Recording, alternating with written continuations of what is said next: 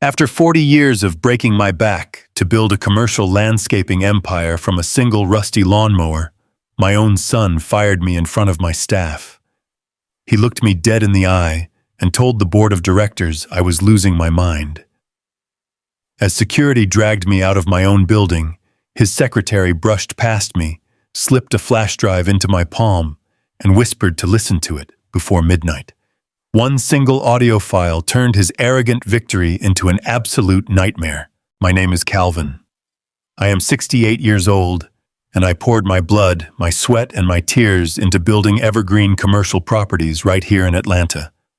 I am a man who believes in God, hard work, and family. I grew up in a time and place where a black man had to work 10 times as hard just to get a seat at the table. I did not just want a seat. I wanted to build the whole room. I loved my son Terrence so much that I stepped back to the role of chairman just to let him take the CEO reins. He was 36 years old, full of energy, and armed with a fancy business degree I paid for. I trusted him with my legacy, my name, and the livelihoods of my 300 employees.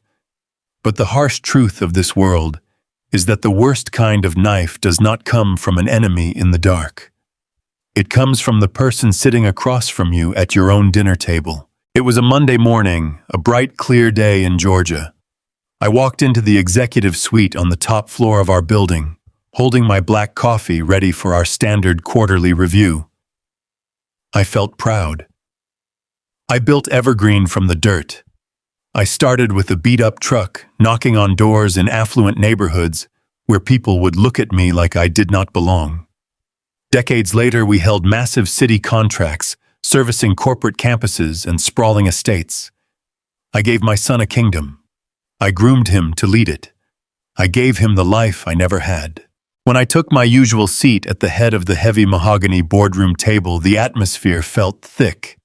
It was too quiet. The kind of quiet that happens right before a bad storm hits. Marcus, my chief financial officer, a man I had known for 20 years, was staring intently at his legal pad. Sarah, the head of operations, kept adjusting her glasses and refusing to look my way. And then there was Terrence. My son sat directly across from me. His hands were neatly folded on the table. He wore a custom-tailored gray suit, a suit bought with the money this company generated. He was wearing a smile, but it was not a son's smile. It was a cold, calculating look. It was the look of a predator who had finally cornered his prey. Before I could even open the financial dossier to start the meeting, Terrence cleared his throat and stood up. He did not talk about our profit margins. He did not bring up the new equipment we needed for the upcoming season. Instead, he reached into his leather briefcase and pulled out a thick manila folder. He slid it across the long, polished table. The folder stopped right in front of my coffee cup. I looked at the folder, then up at my son. I asked him what this was. Terrence looked around the room at the board members. He performed a perfectly rehearsed look of deep, agonizing sorrow. He sighed heavily, acting like a man burdened by a tragic, heartbreaking family secret. He told the board that it was with a heavy heart that he had to address an urgent and deeply painful crisis regarding the leadership of Evergreen. He pointed at the folder and claimed it was a comprehensive medical evaluation. He looked at me with fake pity and said I was sick. He told the room that I was suffering from advanced aggressive dementia and that my cognitive decline had become a severe liability to the company. I sat there completely frozen. My mind struggled to process the words echoing in the boardroom. Dementia. I did not have dementia. I ran 3 miles every morning. I knew the name of every single driver in our fleet, the names of their wives, and the names of their children. I knew the profit margins down to the exact decimal point.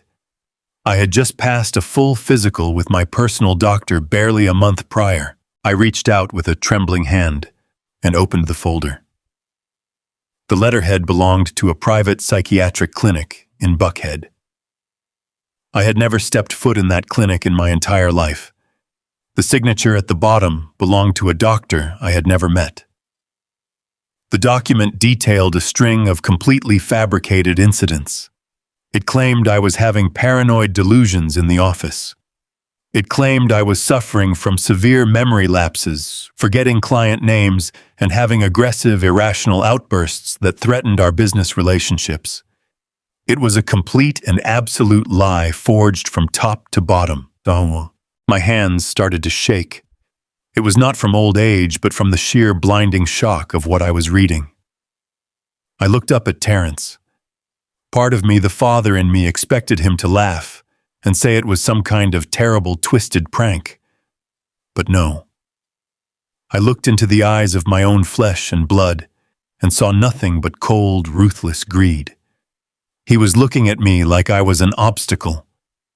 He viewed me as a piece of outdated equipment that needed to be discarded so he could take absolute control. I tried to speak. The betrayal lodged in my throat like a physical weight. I slammed my hand on the table, demanding to know what this garbage was. I raised my voice, telling the board it was a lie, a fabrication. I swore before God that I had never seen that doctor and had never been to that clinic. But Terrence was completely prepared for my reaction. He looked at the board members and shook his head slowly.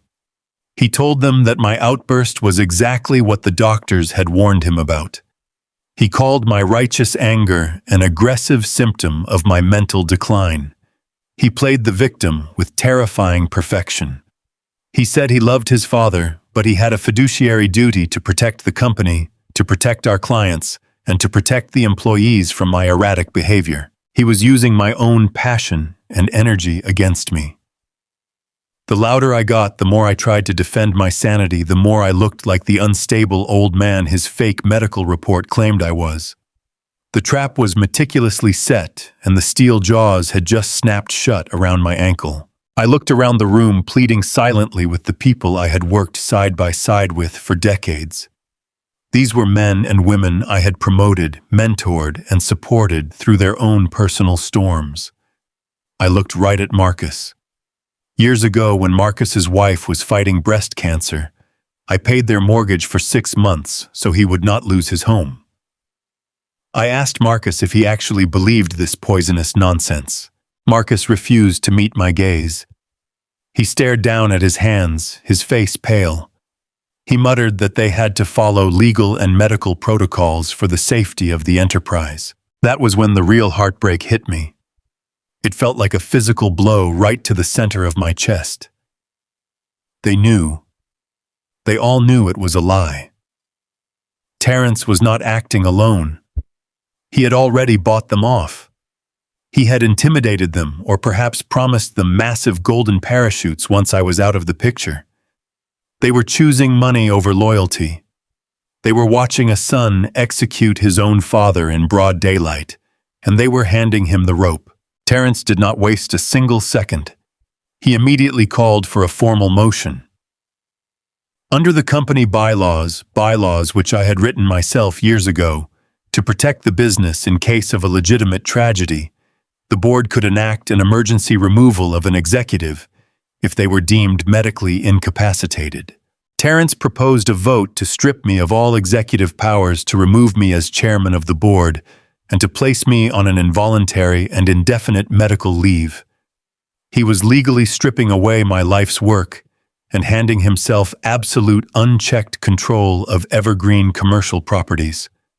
I sat there, my breath catching in my throat, watching my worst nightmare unfold in real time. Terrence asked for a show of hands in favor of the motion to remove me. The room was dead silent. All you could hear was the hum of the air conditioning. Then one by one the hands went up. Marcus slowly raised his hand, still looking at the table. Sarah raised her hand. Every single person sitting at that mahogany table raised their hands. People who had eaten barbecue in my backyard, people who had prayed with me at our company Thanksgiving dinners, raised their hands to destroy me. The vote was unanimous. Terrence looked down the length of the table at me. The fake sorrow vanished from his face instantly. What replaced it was a smirk of absolute arrogant triumph. He had done it. He had overthrown me. He had stolen my empire without shedding a drop of blood. He told me the board had spoken. He said it was time for me to go home and rest. He spoke to me slowly, using that patronizing, condescending tone you use to pacify a confused toddler. The sheer disrespect cut me deeper than any knife ever could. I built the very chair he was sitting in. I paid for the expensive suit on his back. I gave him the life of privilege that allowed him to sit in that room, and he used it to slit my throat. I stood up slowly. I did not shout anymore. The burning anger inside me had turned into a heavy, suffocating block of ice. I looked at my son, truly seeing him for the first time in his life.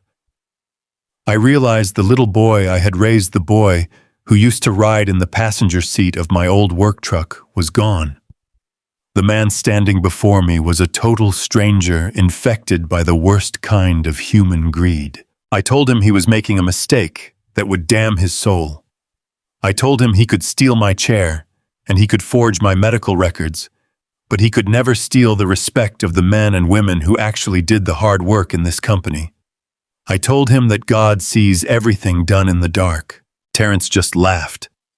It was a short, dismissive sound that echoed off the glass walls. He reached over to the intercom on his office phone and pressed a button. He spoke clearly into the speaker. He called for building security. He told them to come up to the executive boardroom immediately to escort a distressed former employee out of the building. He called me a former employee. Me, the founder, the owner, the father who had given him everything. The air in the room felt incredibly thin. I looked around at the faces of the board members one last time. Cowards, every single one of them. I had spent 40 years building a family out of this company, and in less than 15 minutes, my own son had turned them into a firing squad. I straightened my tie, squared my shoulders, and refused to let them see me break. I was a man who had survived the harshest trials this country could throw at an African-American entrepreneur. I was not going to give them the satisfaction of begging. But deep inside my chest, my heart was shattered into a million unfixable pieces. I was about to walk out of the empire I built, stripped of my dignity, my power, and the son I thought I knew. The heavy oak doors of the boardroom swung open. 2 security guards stepped into the room. Their names were David and Marcus. I knew them well. I hired them both. David was a broad-shouldered man with a gentle spirit. When his wife had complications with her pregnancy 5 years ago, I personally paid their medical bills so he would not have to take out a second mortgage. Marcus was younger. He had made some mistakes in his youth, caught a bad record, and nobody in the city wanted to give him a job. I gave him a uniform, a decent wage, and a second chance at life. Now these 2 men stood in the doorway, shifting their weight from side to side, unable to meet my eyes. My son sat at the head of the table, adjusting his expensive silk tie. He casually waved his hand toward me, instructing the guards to escort me off the premises. He used a tone of voice you might use to order a stray dog out of a restaurant. David swallowed hard. He took a hesitant step forward and asked me to please come with them. His voice was shaking. He called me Mr. Calvin. He did not want to do this. I could see the absolute misery etched into the lines of his face. He was a man trapped between his conscience and his paycheck. I knew he had a family to feed. I was not going to make him choose between his dignity and his job. I stood up slowly. My knees ached. For the first time in my 68 years of life, the weight of gravity felt unbearable. I buttoned my suit jacket. I smoothed down the lapels. I refused to let the people in that room see my hands tremble. I looked at the board members one last time. They all looked away, staring at their expensive leather binders and their tablets. I looked at my son. He was already looking at his phone, completely dismissing my existence. The boy I had taught to ride a bicycle. The boy I had stayed up with all night when he had a fever. He had just erased me from his life with a forged piece of paper and a boardroom vote. I told David and Marcus that they did not need to touch me. I told them I knew the way out. I walked out of the boardroom and stepped into the long executive hallway. The walls were made of floor-to-ceiling glass. I had designed this office space myself. I wanted it to feel open, bright, and transparent. Now that same glass made me feel like I was inside a fishbowl surrounded by predators. As I walked down the corridor, the news of my removal had clearly already spread through the company grapevine. Word travels faster than light in a corporate office. Dozens of my employees were standing in their cubicles or peering out from their office doorways. These were my people. I knew their stories. I knew who was struggling to pay for their kids to go to college. I knew who had lost a parent. I had built a culture here where we took care of our own. But fear is a powerful master. They saw the security guards walking 2 steps behind me. They saw the grim expression on my face. Nobody said a word. The silence was deafening. It felt heavier than the roar of a jet engine. Some of them lowered their heads. Some of them turned back to their computers, pretending to type. A few of the older workers, the ones who had been with me since we were operating out of a tiny rented garage in South Atlanta, had tears in their eyes. But they stayed quiet. They needed their jobs. Terrence had made sure everyone understood that loyalty to the old man was a quick ticket to the unemployment line. Every step I took down that hallway felt like walking through thick mud. My chest was so tight I could barely draw a full breath. I felt a sharp stabbing pain radiating down my left arm. For a terrifying second, I thought I was having a heart attack. But it was not my physical heart failing me. It was my soul breaking. The absolute heartbreak of knowing that a lifetime of blood, sweat, and sacrifice could be snatched away in 15 minutes by the greed of my own flesh and blood. We reached the elevators. I pressed the button to go down to the lobby. The stainless steel doors slid open, and the 3 of us stepped inside. The doors closed, sealing us in a small metallic box. The descent began. The soft hum of the elevator cables was the only sound. I looked at my reflection in the polished metal doors. I looked old. The gray in my beard seemed to have spread just in the last half hour. The lines around my eyes looked like deep ravines. I had spent 40 years building an empire so my family would never have to know the struggles I endured. I wanted to build a kingdom for my boy. But I realized in that small metal box that I had raised a tyrant who did not understand the value of the bricks used to build his castle. He only understood the price. David cleared his throat. He kept his eyes fixed on the floor indicator above the door. He whispered that he was deeply sorry. He said he did not want any part of this, but he had a new baby at home. I did not turn my head. I kept looking at my own reflection. I told David that I understood. I told him a man has to do what a man has to do to feed his family. I harbored no anger toward him or Marcus. My fury was reserved entirely for the man sitting in the chairman's seat upstairs. The elevator chimed.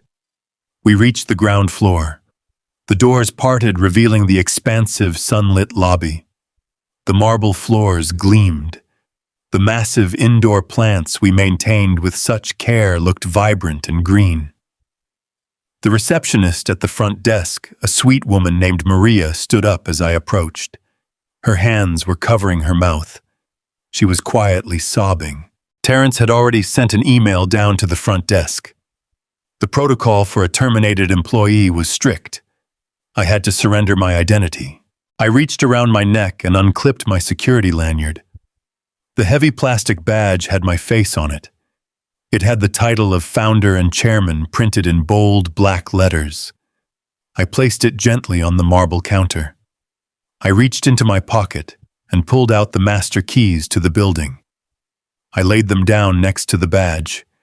Every single piece of metal and plastic represented a piece of my life. Stripping them away felt like peeling off my own skin. Maria whispered that God would bless me. I nodded to her, unable to form words. I turned toward the main exit. The heavy glass sliding doors parted automatically. I stepped out of the air-conditioned lobby and directly into the brutal reality of an Atlanta summer afternoon. The heat hit me like a solid wall of fire. The humidity in Georgia during the middle of the day is oppressive. It wraps around you like a wet, heavy blanket. The sun was glaring down, reflecting off the black asphalt of the parking lot. The glare was blinding. I felt a sudden wave of dizziness wash over me. I stumbled slightly, my expensive leather shoes scraping against the hot pavement. I was alone. The security guards had stopped at the glass doors, their job finished. I walked toward my car. It was an older model truck. Despite the millions in my bank accounts, I never bought into the flashy sports cars. I kept my old truck because it reminded me of where I came from. It kept me grounded. Now it was the only thing I had left in the world. I reached the truck and leaned my full body weight against the hot metal of the driver's side door. I closed my eyes. The sheer magnitude of what had just happened crashed down on my shoulders. I was 68 years old. I had no job to go to tomorrow morning. My bank accounts were likely already frozen by whatever legal trickery Terrence had manufactured. My reputation was completely smeared. My son had legally declared me insane. The world I had meticulously constructed for 4 decades had been demolished before lunchtime. I felt a sob rising in my throat. I squeezed my eyes tighter, refusing to let the tears fall. I gripped the door handle, trying to ground myself, trying to figure out how a man starts his life over when he is approaching 70. I felt completely gutted. The despair was a heavy, suffocating weight pressing down on my chest. I felt like my life was genuinely over. Suddenly I heard the rapid, frantic clicking of heels on the asphalt. I opened my eyes and turned my head. Running across the parking lot, dodging between parked cars, was Chloe. She was 28 years old, a brilliant, quiet young woman who worked as Terrence's personal secretary. She was the kind of employee who blended into the background. She took notes, fetched coffee, organized schedules, and never drew attention to herself. I had always liked her because she was polite and hardworking, but we had rarely spoken more than a few words in passing. Right now, she did not look put together. She looked terrified. Her face was flushed, and her eyes were darting around the parking lot, scanning the windows of the building to see if anyone was watching her. She practically slammed into me, pretending to trip against the side of my truck. Her breathing was ragged. She reached out to steady herself, grabbing my forearm. As her hand gripped my arm, I felt something hard, metallic, and cold pressed directly into my sweaty palm. I looked down. It was a small silver flash drive. My fingers instinctively curled around it, hiding it from view. I looked up at her face. Her eyes were wide with a deep, profound panic. She leaned in close, pretending to apologize for bumping into me. But her voice was a desperate, urgent whisper meant only for my ears. She told me that he was destroying everything. She called me Mr. Calvin. She said I had to listen to what was on the drive. She emphasized the urgency, pleading with me to listen to it before midnight. Before I could even process her words, before I could ask her a single question, she stepped back. She raised her voice to a normal volume, apologizing loudly for being clumsy. She smoothed down her skirt, turned around, and walked quickly back toward the glass doors of the building, her heels clicking rapidly against the pavement. I stood there, in the sweltering heat, completely frozen. My hand was clenched tightly around the small piece of metal in my pocket. The sharp edges of the flash drive dug into my palm, grounding me, pulling me back from the edge of my despair. The suffocating cloud of grief and betrayal that had been crushing me just seconds ago suddenly began to evaporate. It was instantly replaced by something entirely different. It was replaced by a cold, razor-sharp suspicion. Chloe was terrified. She was risking her job and potentially her safety to hand me this drive. Terrence was not just a greedy son trying to push his old man into early retirement. If his own secretary was willing to commit corporate treason to warn me, it meant my son was involved in something far more sinister than a simple boardroom coup. I looked back at the towering glass building, the empire I had built from the soil up. Terrence thought he had won. He thought he had successfully buried me alive. He thought I was just a tired old man who would go home, sit in a rocking chair, and quietly fade away into the shadows. He was wrong. The despair was gone. The heartbreak was still there, but it was now locked away in a dark corner of my mind. In its place was the waking spirit of a fighter. The spirit of the man who used to work 20-hour days clearing brush in the scorching Georgia sun. I pulled my truck keys out of my pocket. I unlocked the door and climbed into the driver's seat. I started the engine and turned the air conditioning on full blast. I placed the silver flash drive on the center console. I stared at it for a long moment. It was the key to whatever dark, twisted game my son was playing. I put the truck into gear and drove out of the parking lot. I did not know exactly what was on that drive, but I knew one thing for certain. My son had drawn first blood. He had declared war on his own father.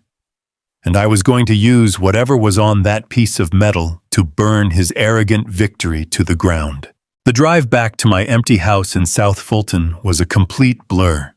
The blistering Georgia sun was beating down on the hood of my old truck, but inside the cab my chest felt like it was packed with solid ice. I pulled into the driveway of the brick ranch home I had paid off 2 decades ago. It was a quiet, working-class neighborhood, the kind of place where people still waved from their front porches and mowed their own lawns. I walked through the front door, and the heavy silence of the house hit me immediately. My beautiful wife passed away 5 years ago. Usually the memories of her lingering in these rooms brought me a deep spiritual comfort. Today I was just profoundly grateful she was not here to see what our only child had done to me. I did not bother to turn on the hallway lights or grab a glass of water from the kitchen. I walked straight into my home office. The hardwood floor creaked under my heavy steps. I sat down at my sturdy oak desk and opened my laptop.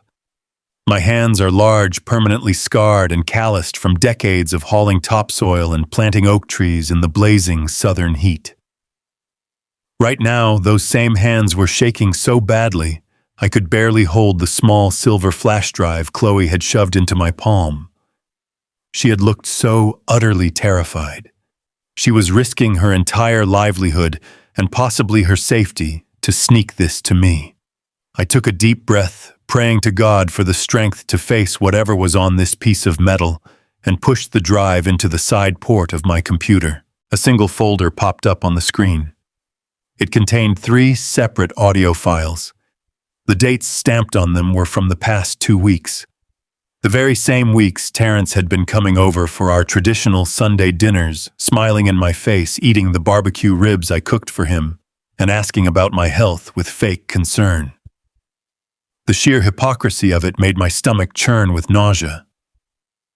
I moved the cursor over the first file and clicked play. At first, there was only the rustling of papers and the heavy clinking of a glass. Then a voice spoke. It was smooth, highly educated, and dripping with an arrogance I hardly recognized. It was Terrence. He was not talking to Marcus or Sarah from our board of directors. He was speaking to men with sharp, fast northern accents. As I listened closer, I realized these men represented Apex Holdings. Anyone who has spent more than 5 minutes in the commercial property management business knows that terrifying name. They are a massive, ruthless corporate conglomerate out of New York. They are notorious for buying up regional family-owned businesses, stripping them down to the studs, firing the entire local workforce to cut overhead, and selling off the remaining assets for a quick, brutal profit. They are corporate vultures in custom suits. I leaned closer to the laptop speakers, turning the volume all the way up. My son was laughing.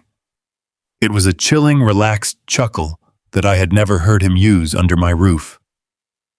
He was telling the Apex executives that my removal from the company was completely guaranteed. He called me a stubborn, outdated relic who refused to modernize the operation. He actually told these strangers that putting the old man out to pasture was the only way to clean house and maximize their operational efficiency. But the betrayal went so much deeper than just stealing my chair in the executive boardroom. They were discussing the immediate sale of evergreen commercial properties. Terrence was not staging a corporate coup because he wanted to run the business I built. He was staging a coup to sell it out from under me. He was negotiating a total buyout. He was willingly handing over the keys to the kingdom I built from the dirt, up to a group of men who did not care about our Atlanta community, our long-standing clients, or our dedicated people. They only cared about the profit margin. I thought the pain in my chest could not possibly get any worse, but I was entirely wrong. I clicked on the second audio file. The voices were much lower this time. It sounded like a private phone call that Chloe had somehow managed to capture from his office line. Terrence was speaking to an offshore financial consultant. What I heard next made the blood run absolutely cold in my veins. It was so vile, so thoroughly evil, that for a long moment I could not believe the voice on the recording belonged to the boy I had raised. Terrence was complaining loudly about the final valuation of the company. He wanted a much higher personal payout from Apex Holdings before he signed the final paperwork. The financial consultant told him in a flat tone that the only way to bump up his personal profit share was to aggressively liquidate the company liabilities prior to the sale. And the single biggest liability on the Evergreen accounting books was the employee pension fund.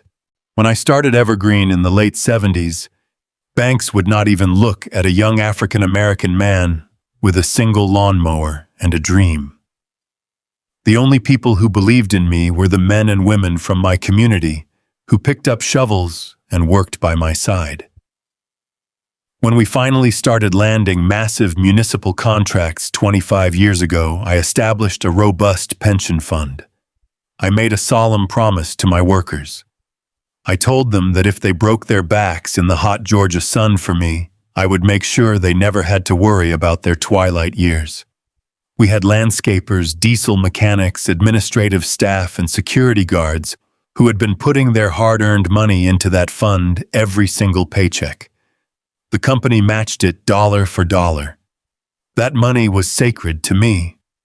It represented the secure future of 300 loyal families. Sitting in my quiet office, I listened through the laptop speakers as my own flesh and blood outlined a complicated, predatory legal loophole to destroy that fund. Because he had engineered my removal under the guise of an emergency medical incapacitation, the company bylaws gave him temporary unilateral power to restructure our internal financial trusts. He was planning to dissolve the pension program entirely. He was going to use a backdoor legal clause to reclassify the retirement savings as surplus corporate capital. By doing that, the millions of dollars belonging to my employees would be automatically absorbed into the final sale price of Evergreen. He was going to steal their futures to line his own pockets. He was going to take the money that Maria at the front desk was saving to take care of her ailing mother. He was going to steal the funds that David the security guard was banking on to put his new baby through college one day. My son was treating the life savings of my loyal workforce like a personal piggy bank to inflate his buyout bonus. The third and final audio file was the absolute nail in the coffin. Terrence was talking to a luxury real estate broker on a speakerphone. He was cheerfully discussing the purchase of a sprawling multi-million-dollar beachfront property in the Cayman Islands. He bragged to the broker that once the Apex deal closed on Friday, the wire transfer would clear into a series of untraceable shell accounts in the Caribbean. He planned to resign immediately after the sale was finalized, take his massive blood-soaked payout, and permanently relocate to a tax haven where nobody could touch him. He actually joked about the fallout. He laughed a dark, cruel laugh as he told the broker that the employees would not even realize their pensions were completely gutted until the following quarter.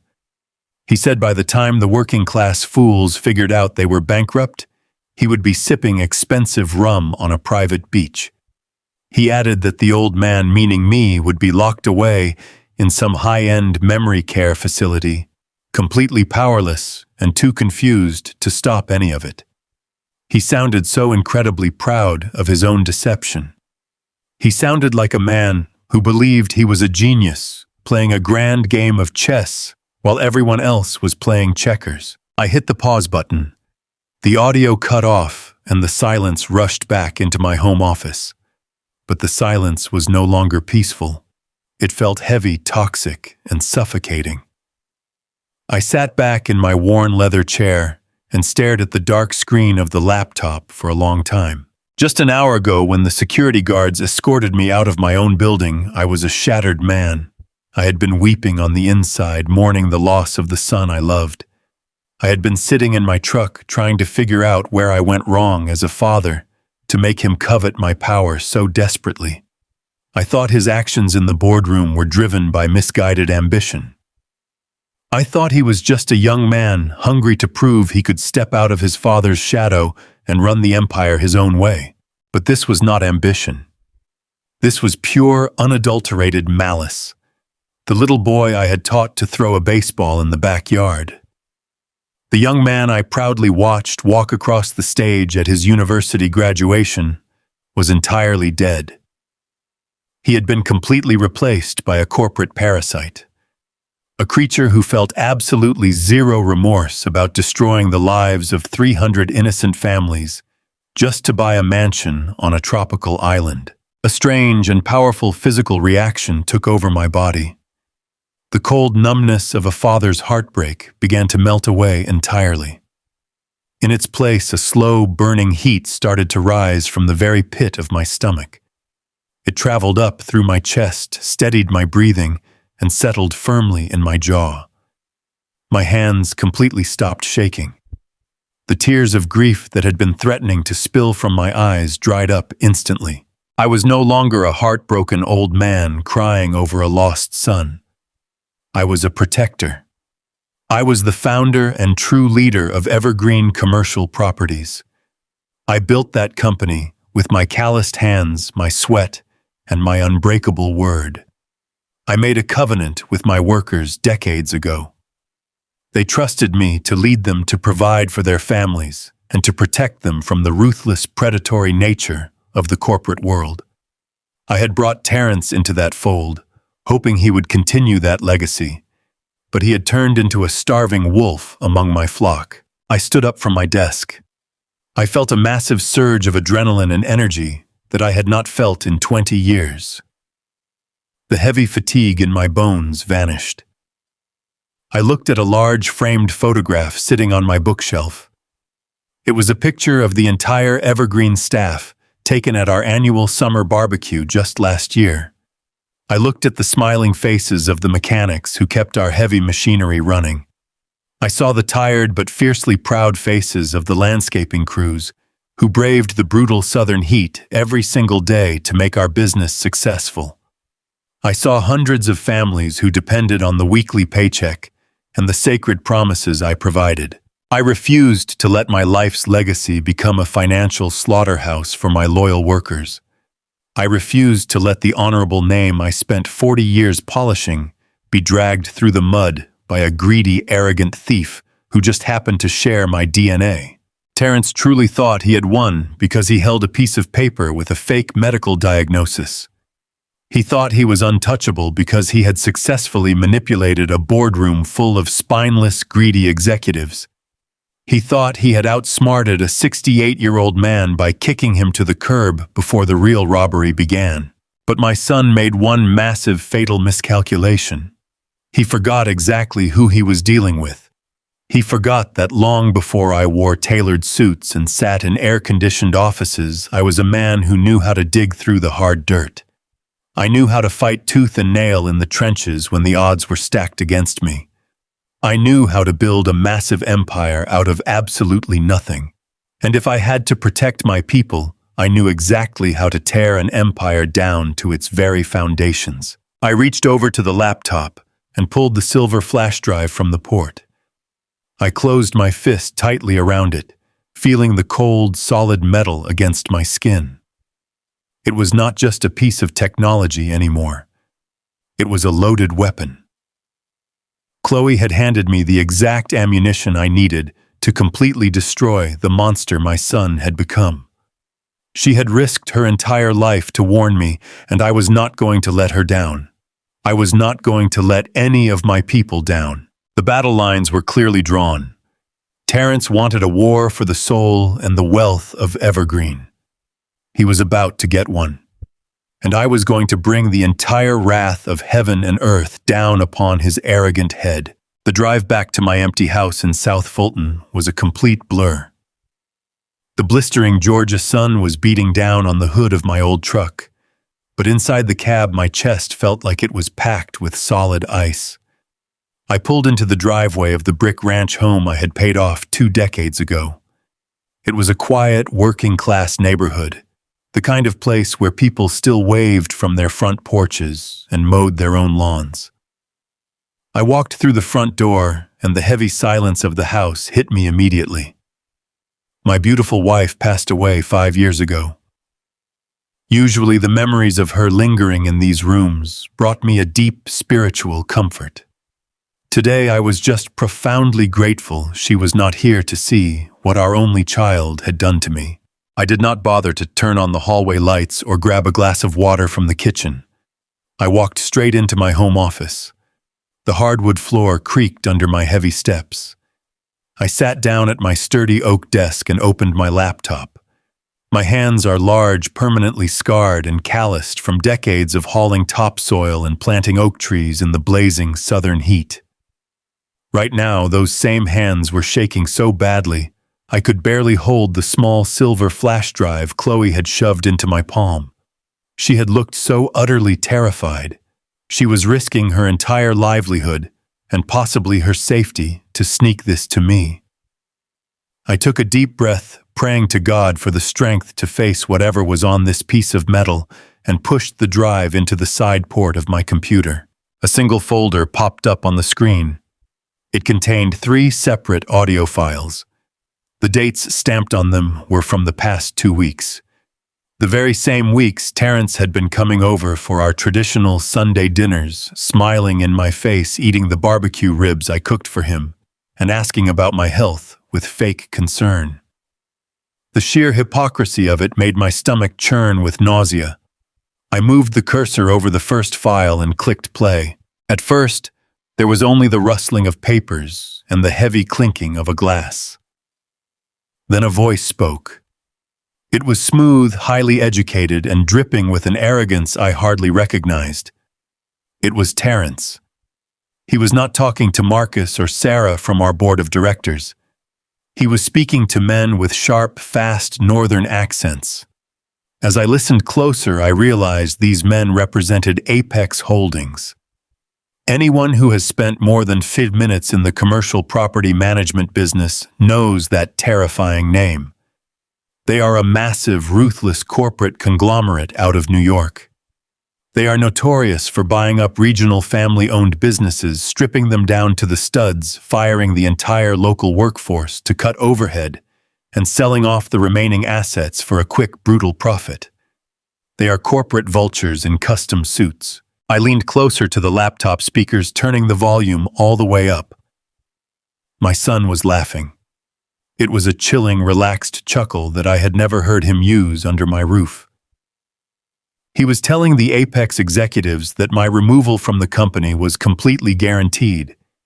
He called me a stubborn, outdated relic who refused to modernize the operation.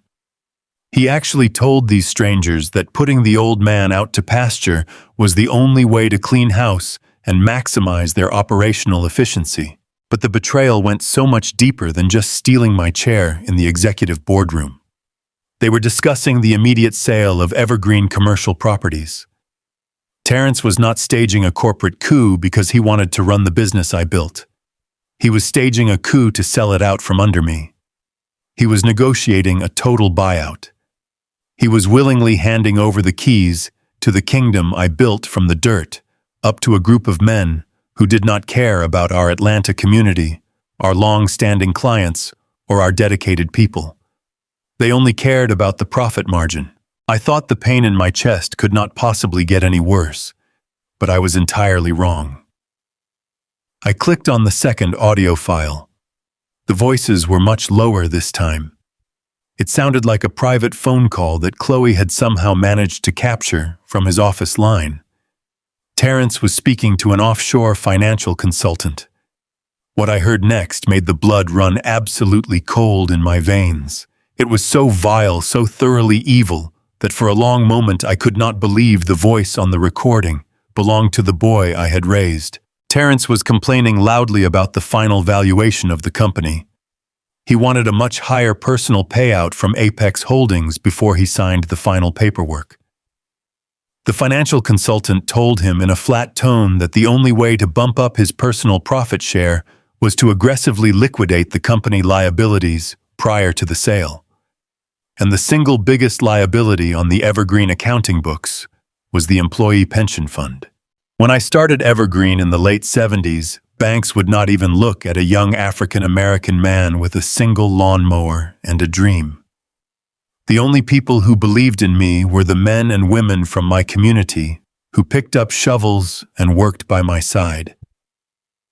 When we finally started landing massive municipal contracts 25 years ago, I established a robust pension fund. I made a solemn promise to my workers. I told them that if they broke their backs in the hot Georgia sun for me, I would make sure they never had to worry about their twilight years. We had landscapers, diesel mechanics, administrative staff, and security guards who had been putting their hard-earned money into that fund every single paycheck. The company matched it dollar for dollar. That money was sacred to me. It represented the secure future of 300 loyal families. Sitting in my quiet office, I listened through the laptop speakers as my own flesh and blood outlined a complicated, predatory legal loophole to destroy that fund. Because he had engineered my removal under the guise of an emergency medical incapacitation, the company bylaws gave him temporary unilateral power to restructure our internal financial trusts. He was planning to dissolve the pension program entirely. He was going to use a backdoor legal clause to reclassify the retirement savings as surplus corporate capital. By doing that, the millions of dollars belonging to my employees would be automatically absorbed into the final sale price of Evergreen. He was going to steal their futures to line his own pockets. He was going to take the money that Maria at the front desk was saving to take care of her ailing mother. He was going to steal the funds that David the security guard was banking on to put his new baby through college one day. My son was treating the life savings of my loyal workforce like a personal piggy bank to inflate his buyout bonus. The third and final audio file was the absolute nail in the coffin. Terrence was talking to a luxury real estate broker on a speakerphone. He was cheerfully discussing the purchase of a sprawling multi-million-dollar beachfront property in the Cayman Islands. He bragged to the broker that once the Apex deal closed on Friday, the wire transfer would clear into a series of untraceable shell accounts in the Caribbean. He planned to resign immediately after the sale was finalized, take his massive blood-soaked payout, and permanently relocate to a tax haven where nobody could touch him. He actually joked about the fallout. He laughed a dark, cruel laugh as he told the broker that the employees would not even realize their pensions were completely gutted until the following quarter. He said by the time the working-class fools figured out they were bankrupt, he would be sipping expensive rum on a private beach. He added that the old man, meaning me, would be locked away in some high-end memory care facility, completely powerless and too confused to stop any of it. He sounded so incredibly proud of his own deception. He sounded like a man who believed he was a genius playing a grand game of chess while everyone else was playing checkers. I hit the pause button. The audio cut off, and the silence rushed back into my home office. But the silence was no longer peaceful. It felt heavy, toxic, and suffocating. I sat back in my worn leather chair and stared at the dark screen of the laptop for a long time. Just an hour ago, when the security guards escorted me out of my own building, I was a shattered man. I had been weeping on the inside, mourning the loss of the son I loved. I had been sitting in my truck, trying to figure out where I went wrong as a father, to make him covet my power so desperately. I thought his actions in the boardroom were driven by misguided ambition. I thought he was just a young man, hungry to prove he could step out of his father's shadow and run the empire his own way. But this was not ambition. This was pure, unadulterated malice. The little boy I had taught to throw a baseball in the backyard. The young man I proudly watched walk across the stage at his university graduation was entirely dead. He had been completely replaced by a corporate parasite, a creature who felt absolutely zero remorse about destroying the lives of 300 innocent families just to buy a mansion on a tropical island. A strange and powerful physical reaction took over my body. The cold numbness of a father's heartbreak began to melt away entirely. In its place, a slow, burning heat started to rise from the very pit of my stomach. It traveled up through my chest, steadied my breathing, and settled firmly in my jaw. My hands completely stopped shaking. The tears of grief that had been threatening to spill from my eyes dried up instantly. I was no longer a heartbroken old man crying over a lost son. I was a protector. I was the founder and true leader of Evergreen Commercial Properties. I built that company with my calloused hands, my sweat, and my unbreakable word. I made a covenant with my workers decades ago. They trusted me to lead them to provide for their families and to protect them from the ruthless predatory nature of the corporate world. I had brought Terrence into that fold, hoping he would continue that legacy, but he had turned into a starving wolf among my flock. I stood up from my desk. I felt a massive surge of adrenaline and energy that I had not felt in 20 years. The heavy fatigue in my bones vanished. I looked at a large framed photograph sitting on my bookshelf. It was a picture of the entire Evergreen staff taken at our annual summer barbecue just last year. I looked at the smiling faces of the mechanics who kept our heavy machinery running.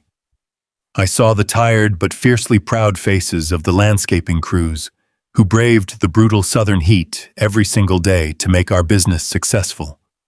I saw hundreds of families who depended on the weekly paycheck and the sacred promises I provided. I refused to let my life's legacy become a financial slaughterhouse for my loyal workers. I refused to let the honorable name I spent 40 years polishing be dragged through the mud by a greedy, arrogant thief who just happened to share my DNA.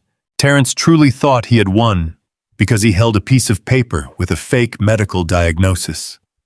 He thought he was untouchable because he had successfully manipulated a boardroom full of spineless, greedy executives. He thought he had outsmarted a 68-year-old man by kicking him to the curb before the real robbery began. But my son made one massive, fatal miscalculation. He forgot exactly who he was dealing with. He forgot that long before I wore tailored suits and sat in air-conditioned offices, I was a man who knew how to dig through the hard dirt.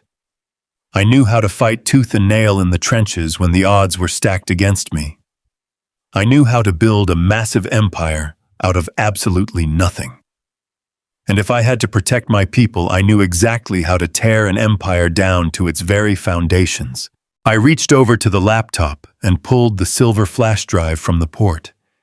I closed my fist tightly around it, feeling the cold, solid metal against my skin.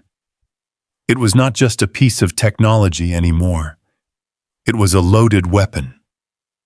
Chloe had handed me the exact ammunition I needed to completely destroy the monster my son had become. She had risked her entire life to warn me, and I was not going to let her down. I was not going to let any of my people down. The battle lines were clearly drawn. Terrence wanted a war for the soul and the wealth of Evergreen. He was about to get one, and I was going to bring the entire wrath of heaven and earth down upon his arrogant head. I sat in the blistering heat of my truck cab in the bank parking lot for a long time. The harsh reality of my situation was sinking into my bones like a deep winter chill. My wallet held exactly $42 in cash. Every single debit and credit card I owned had been declined at the teller window. Terrence had locked the gates to my own kingdom and thrown away the key. The fuel gauge on my dashboard was hovering dangerously close to the empty line. I had to make a choice right then and there. I could drive back to my empty house, sit in the dark, and let my son strip away the livelihoods of 300 innocent families. Or I could drive to the one man in this entire state who had the legal teeth to bite back. I turned the ignition, ignored the low fuel warning light, and pointed my old truck north toward the highly affluent suburbs of Alpharetta. The drive took well over an hour in the thick, crawling afternoon traffic. My mind raced with the sheer, unadulterated audacity of what my son had done. He froze my personal accounts specifically so I could not hire legal representation. He knew the top corporate litigators in the city required massive six-figure retainers just to open an email. He thought he had completely cut off my air supply, but he forgot about family. I finally pulled into a private gated community where the houses looked like sprawling European estates. I parked my beat-up, dirt-stained work truck in a massive circular driveway paved with imported cobblestone. The magnificent house belonged to Bradley. Bradley is a 60-year-old white American man, a retired corporate bulldog of an attorney, and the widower of my late sister. Bradley and I came from two completely different universes. I built my entire life with my bare hands in the soil, dealing with unpredictable weather and grueling manual labor. He built his wealth in towering glass skyscrapers, dismantling and restructuring companies for breakfast. We had bumped heads plenty of times over the decades. We had argued about politics at Thanksgiving dinners and clashed over business philosophies at family gatherings. But when my sister was diagnosed with an aggressive illness 10 years ago, Bradley stepped away from his firm.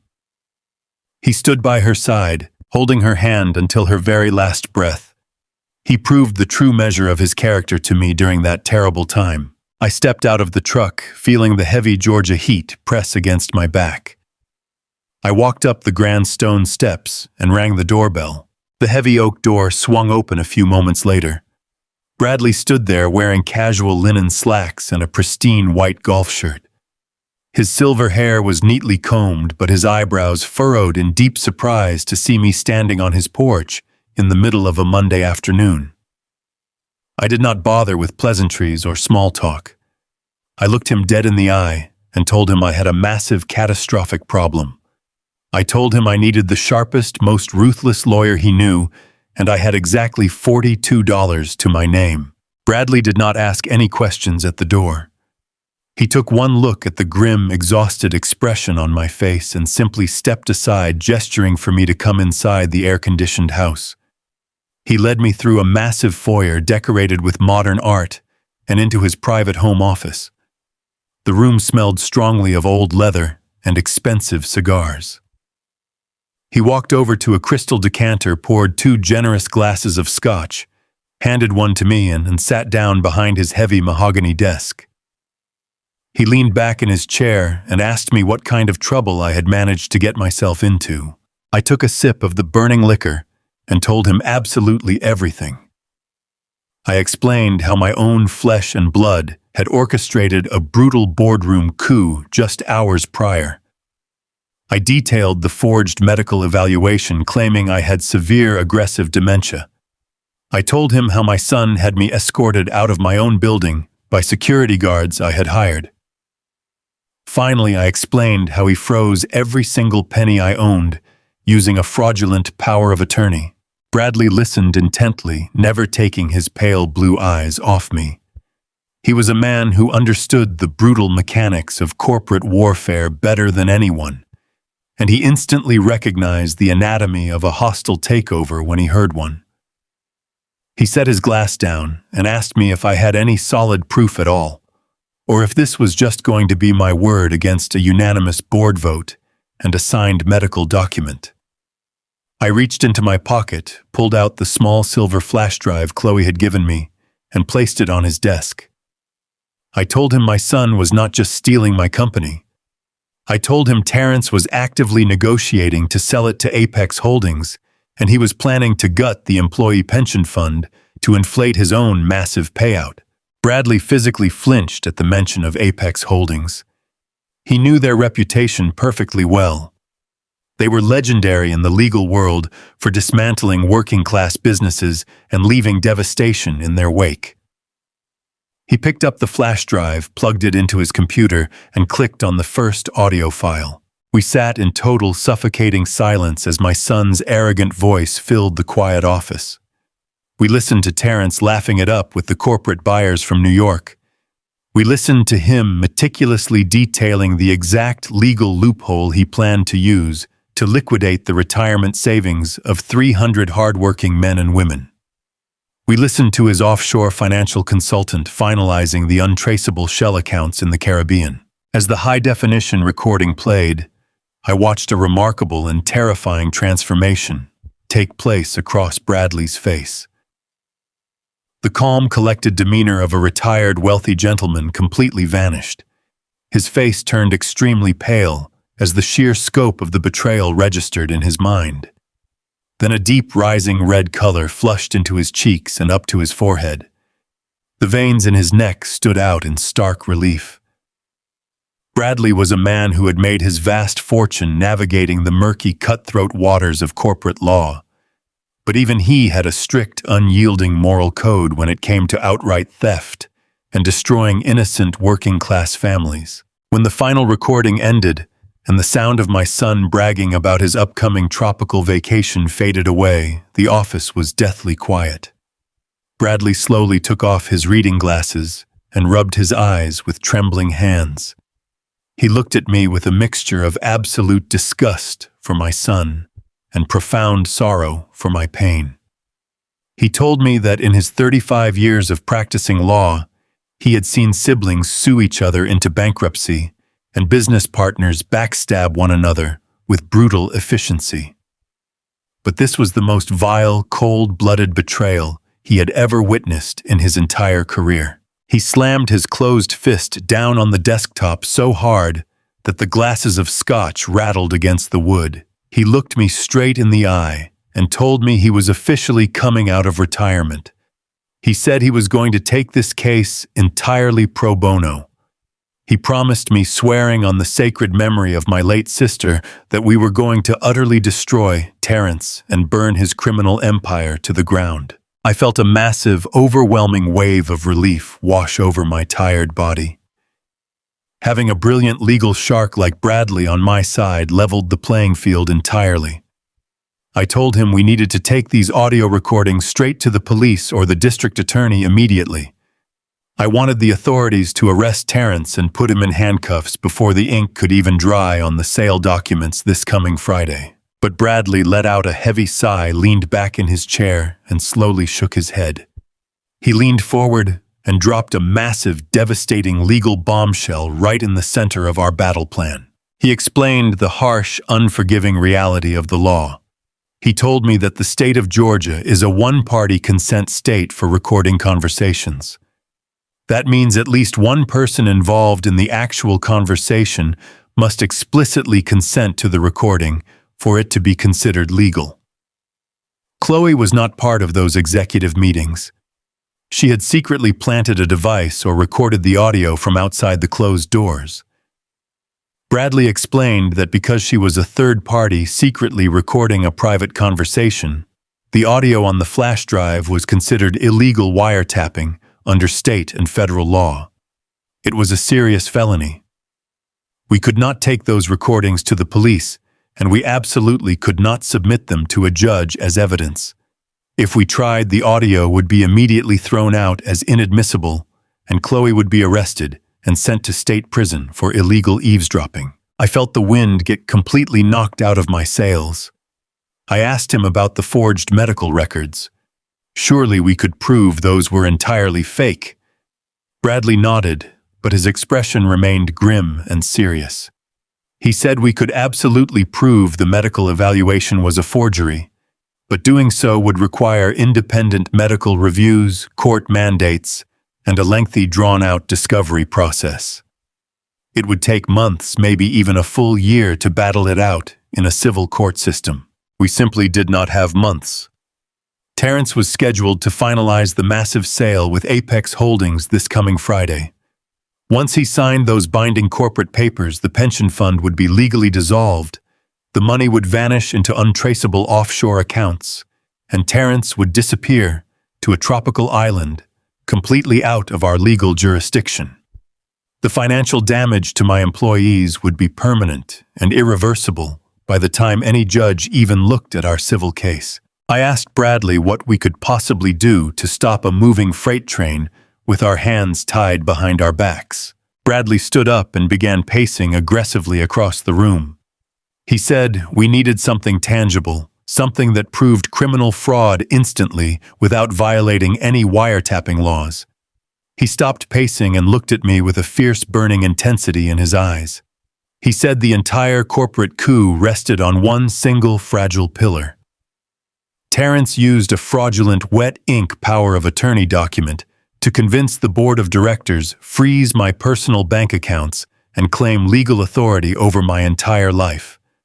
That physical document, complete with a bribed notary stamp and my forged signature, was the ultimate smoking gun. If we could get our hands on that original physical piece of paper, Bradley could march straight into a federal judge's office, prove the signature was a blatant forgery within hours, and get the FBI to raid the company before the sale ever went through.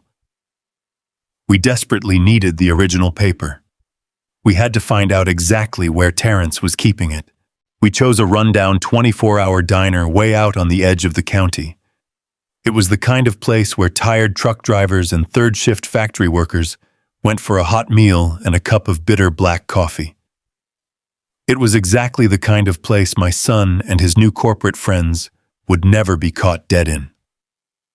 That made it the safest spot in Georgia for a secret meeting. Bradley and I sat in a faded vinyl booth near the back corner. The neon sign outside flickered and buzzed against the dark, wet night. We did not say much. The gravity of what we were about to do weighed heavily on both of our shoulders. I kept my eyes fixed on the rain sliding down the glass window. I was a man who had built my entire life on the solid foundation of the law, hard work, and the grace of God. Now I was sitting in the shadows in the middle of the night, plotting a covert operation against my own flesh and blood. Around 2 a.m, the heavy glass door of the diner swung open. A blast of cold night air swept through the room. Chloe walked in clutching a wet coat tight around her small frame. She looked completely exhausted. Dark circles shadowed her eyes, and her hands were trembling as she slid into the booth across from us. I signaled the tired waitress to bring a pot of fresh coffee. I looked at this brave young woman and felt a profound sense of gratitude mixed with deep guilt. I told Chloe she did not have to do this. I told her she was risking her entire career, her reputation, and possibly her freedom just to help an old man she barely knew. Chloe wrapped her shaking hands around the warm coffee mug. She looked me right in the eye, and the fear in her expression was suddenly replaced by a fierce, undeniable courage. She told me she grew up in a working-class neighborhood not far from my first warehouse. Her father was a mechanic who lost his entire pension when a big corporate firm bought out his company and liquidated the assets. She watched her father work until his hands bled, only to be left with absolutely nothing in his old age. She said she had watched me treat my employees like real human beings. She saw how I paid for their medical bills and remembered their birthdays. She refused to stand by and watch Terrence destroy 300 innocent families just so he could buy a luxury beach house in the Caribbean. She said some things are worth risking everything for. Bradley leaned forward, resting his elbows on the sticky laminate table. He got straight to the point. He asked Chloe if she was absolutely certain Terrence had kept the original forged power of attorney document. In Bradley's legal experience, criminals usually destroyed the original wet ink evidence once the digital copies were filed to hide their tracks. Chloe nodded confidently. She explained that Terrence was a man driven by immense arrogance and deep paranoia. He did not trust the corporate buyers from New York, and he certainly did not trust his own lawyers. He kept the original physical document as his ultimate insurance policy. He wanted to hold the physical proof of his victory. Chloe took a deep breath and laid out the exact location. The forged papers were locked away inside Terrence's private home office, hidden inside a massive mansion in the wealthy neighborhood of Buckhead. I knew that house very well. I had given Terrence the $200,000 down payment for it 5 years ago as a gift to start his life. Now that same house was serving as the fortress guarding the weapon used to destroy my life and the lives of my workers. Chloe described the security measures, and my heart sank into my stomach. The mansion was practically impenetrable. Terrence had upgraded the security system to military-grade specifications. There were motion sensors on every window, high-definition cameras covering every inch of the perimeter, and a biometric safe built directly into the concrete foundation of his study. It required a fingerprint scan and a retinal scan to open. Bradley rubbed his face in extreme frustration. He pointed out that we were dealing with a bank vault, not a simple lockbox. He asked how we could possibly bypass a biometric system without Terrence being physically present to open it. Chloe pulled a small, folded piece of paper from her pocket and slid it across the table. She explained that every biometric safe is required by law to have a digital emergency override code in case the electronic scanners fail or the internal battery dies.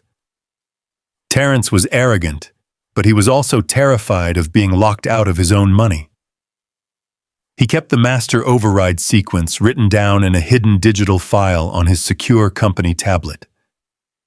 Because Chloe managed his personal calendar and digital syncs, she had managed to find the file and memorize the sequence before deleting her digital tracks. She had the access code, but getting the code was only 10% of the battle. The remaining 90% was physically getting into the house. Bradley stated the obvious problem. He said the property was surrounded by wrought iron gates and armed private patrols. A stray cat could not walk across the lawn without setting off a silent alarm and bringing the police. Chloe smiled for the first time that night. It was a sharp, determined smile. She told us that tomorrow night all those strict security protocols were going to be severely compromised. Terrence was throwing a massive, extravagant celebration gala at the mansion. He was officially calling it a pre-sale victory party. He had invited the executives from Apex Holdings' local politicians and the elite socialites of Atlanta. There would be hundreds of guests, a full catering staff, valet drivers, and a live band. The sheer volume of people moving in and out of the estate would create massive blind spots in the security grid. Terrence was so intoxicated by his own greed and impending wealth that he wanted to show off his stolen kingdom to the world. I sat there listening to the details of this party, and a wave of pure disgust washed over me. I remembered the early days of evergreen commercial properties. I remembered working 16-hour days in the sweltering southern humidity, eating cold sandwiches in the cab of my truck because I needed every penny to make payroll for my crew. I built a legacy for a black man in a society that constantly tried to keep us down. And now my own son was using the fruits of my labor to throw a lavish gala with ice sculptures and imported caviar celebrating the destruction of everything I stood for. Bradley looked at me with deep sympathy. He understood the profound disrespect of it all. He knew what it took for me to build that company, and he shared my burning desire to see Terrence held accountable. Chloe laid out her plan with the precision of a military general. As the head event coordinator for the gala, she had full administrative access to the vendor schedules. She could slip a uniform into the catering truck. She also knew the exact blind spot in the camera coverage near the basement service entrance. She promised she could remotely loop the video feed on the lower level for exactly 15 minutes by running a diagnostic test on the security server from her phone. 15 minutes was all we would have. 15 minutes to get in, locate the safe, enter the emergency override code, secure the forged documents, and get out without being seen by anyone. Bradley looked at the piece of paper, then looked at me. He stated plainly that he could not be the one to do it. He was a wealthy white attorney whose face was well known in the affluent circles of Buckhead. If he walked into that party disguised as a caterer, half the guests would recognize him from the country club. Chloe could not do it either. She had to stay on the main floor managing the event and keeping Terrence completely occupied. If she disappeared for 15 minutes, Terrence would notice immediately and the entire plan would fall apart. The heavy silence returned to our small booth. The rain continued to beat against the diner window. We all knew what the elimination of those options meant. There was only one person left who could pull this off. I looked down at my large, calloused hands. I was a 68-year-old man. My knees ached when it rained. I had spent my entire life following the rules, paying my taxes, and building an honest business. I went to church every Sunday. Now my lawyer and a 28-year-old secretary were looking at me, waiting for me to agree to commit a high-stakes burglary. I thought about the young diesel mechanics sweating in the warehouse. I thought about the landscaping crews counting on their pensions to send their children to college.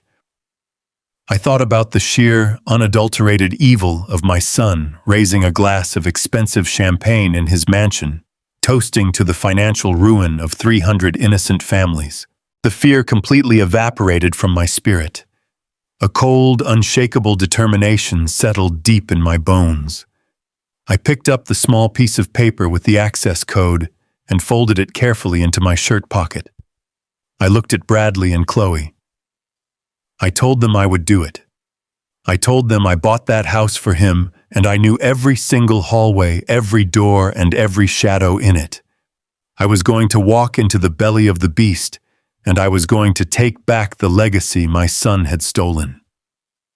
The counterattack was officially in motion.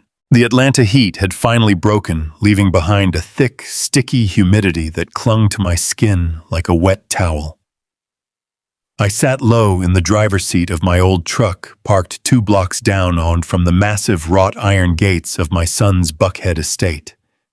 Through the windshield, I could see the glow of expensive landscape lighting, illuminating the massive oak trees.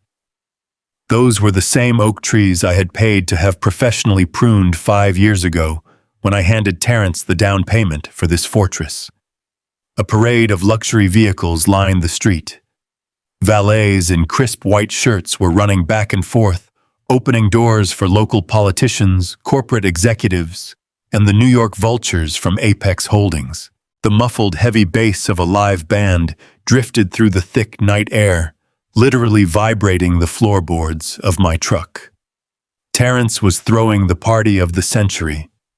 He was popping expensive champagne, eating imported caviar, and soaking in the applause of men who did not know the first thing about hard work.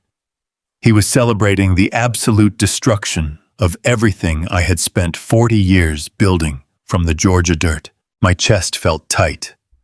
My calloused hands gripped the steering wheel so hard my knuckles ached. I am a 68-year-old man who spent his life laying sod, pouring concrete, and reading balance sheets. I was a deacon at my church. I had never broken a single law in my entire life. I believed in doing things the right way, the honest way. Yet here I was, dressed in a plain black utility uniform I had bought from a local hardware store, waiting in the shadows to burglarize my own flesh and blood. I checked my watch. It was exactly 10:15. Chloe, the brave young woman who was risking her freedom to help me, had told me she would send a text message the absolute second she managed to loop the basement security camera feed.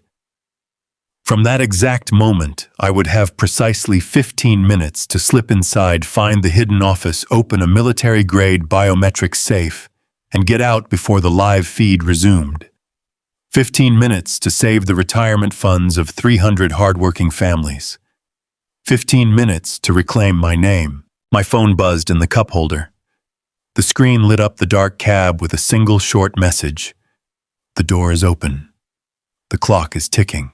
I took a deep, steadying breath, praying silently for strength, and stepped out into the humid night. I walked briskly down the tree-lined sidewalk, staying completely out of the glow of the street lamps.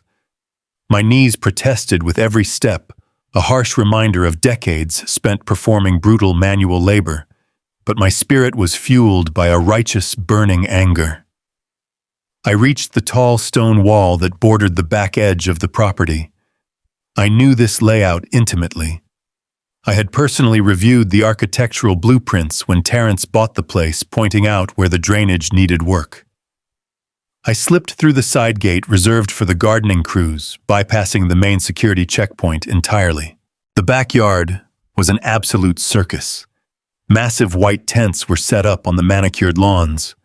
Waiters were rushing back and forth, carrying silver trays of roasted appetizers and crystal glasses of wine. I kept my head down, pulling the brim of my dark baseball cap low over my eyes.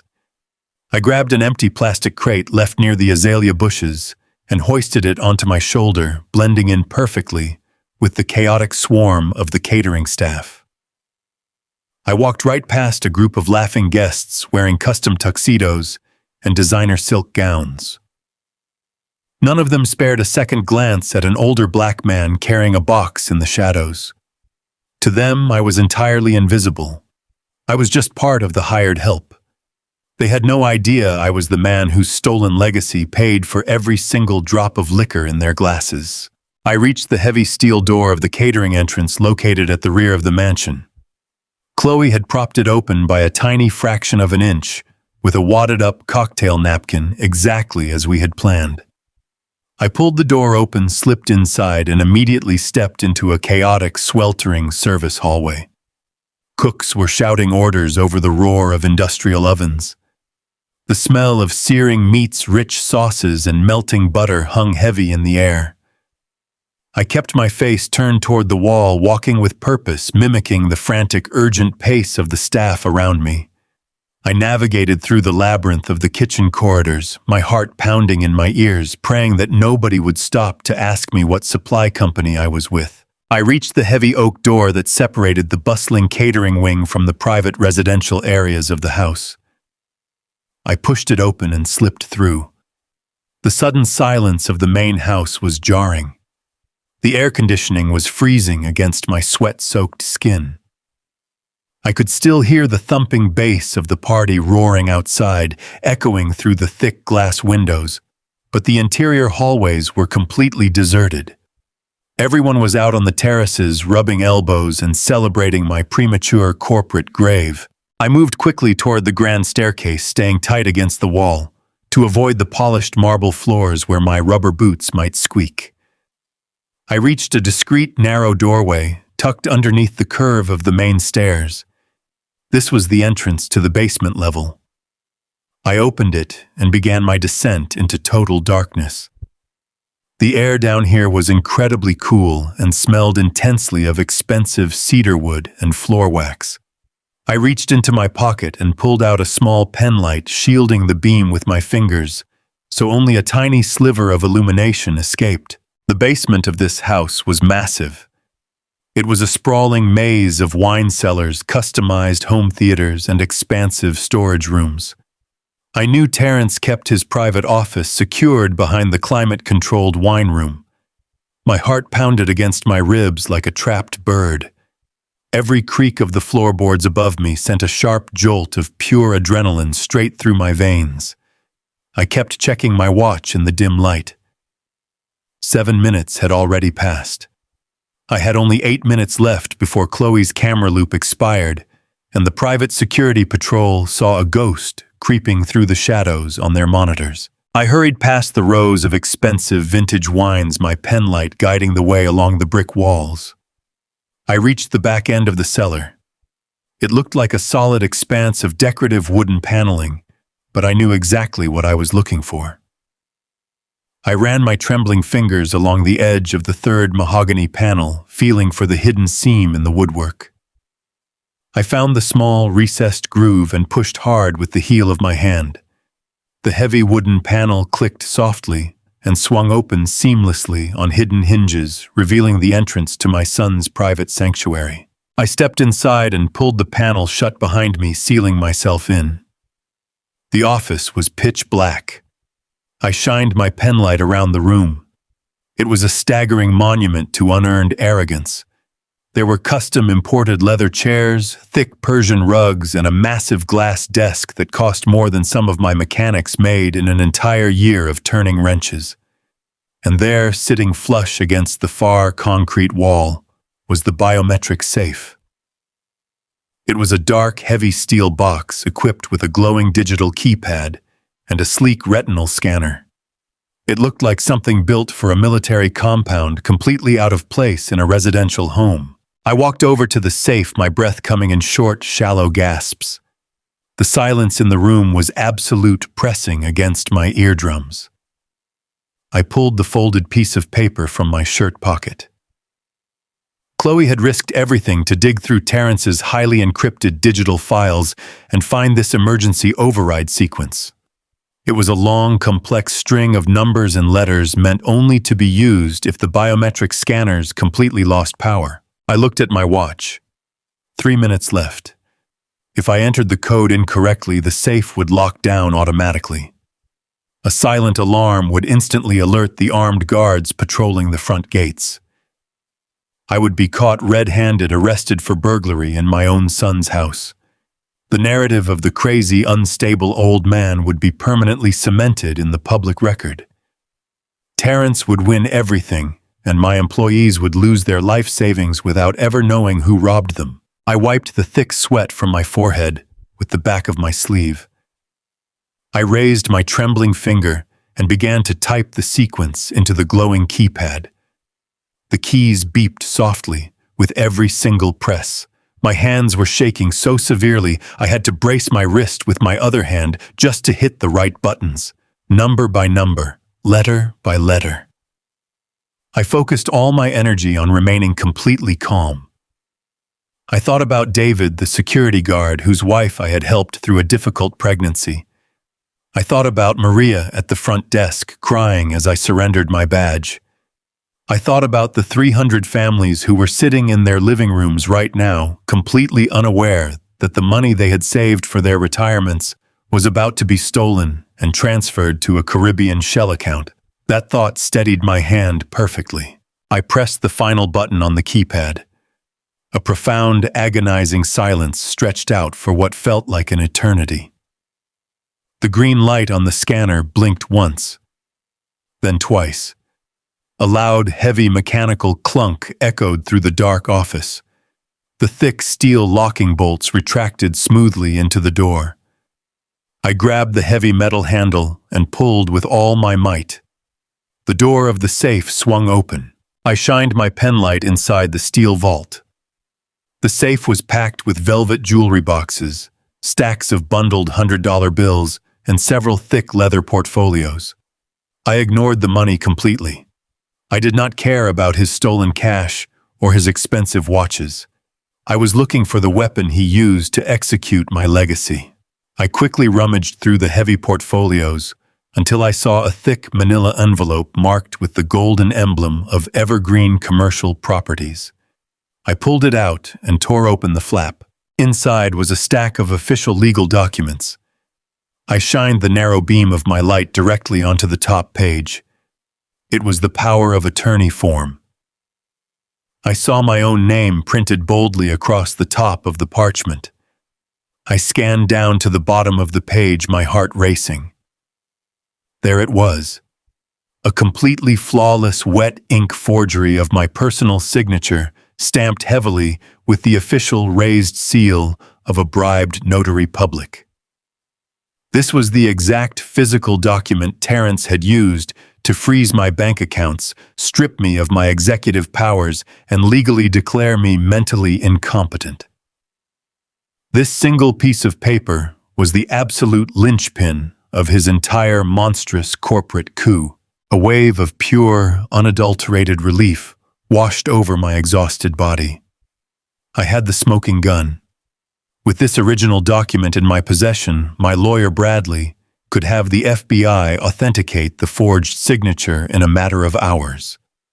The entire sale of the company would be completely halted, the pension funds would be secured, and Terrence would be exposed to the world for the ruthless criminal he truly was. I carefully folded the thick stack of papers and shoved them deep down into the back waistband of my trousers, making sure they were completely hidden beneath my dark utility jacket. I closed the heavy steel door of the safe. It locked automatically with a solid, satisfying thud. I checked my watch. I had exactly 45 seconds left before Chloe's video loop expired and the live feed returned to the security monitors upstairs. I turned around and sprinted out of the hidden office, pushing my aching legs faster than I had moved in 20 years. I slipped back through the wooden panel, leaving the dark wine cellar behind me. The thumping bass of the party grew louder as I hurried toward the basement exit. I had the evidence. I had the key to my salvation. Now I just needed to walk out of this sprawling mansion without being noticed, go straight to Bradley's house, and end this waking nightmare once and for all. I reached the bottom of the stairs, my heart soaring, with a fierce, undeniable triumph, ready to step back out into the sweltering Georgia night. The heavy steel door of the biometric safe clicked shut, securing itself with a solid metallic thud that echoed through the quiet space. For a brief second, I allowed myself to breathe. My chest expanded, drawing in the cool cedar-scented air of the hidden basement office. I had done it. I had the original forged power of attorney, safely tucked deep into the back waistband of my trousers, pressed flat against my lower back, entirely hidden beneath my dark utility jacket. My heart was still hammering against my ribs like a wild drum, but a profound wave of relief washed over my tired bones.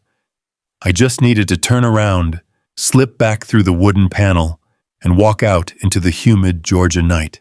I took exactly one step toward the exit. Without a single fraction of a second of warning, the pitch-black darkness of the hidden office was instantly obliterated.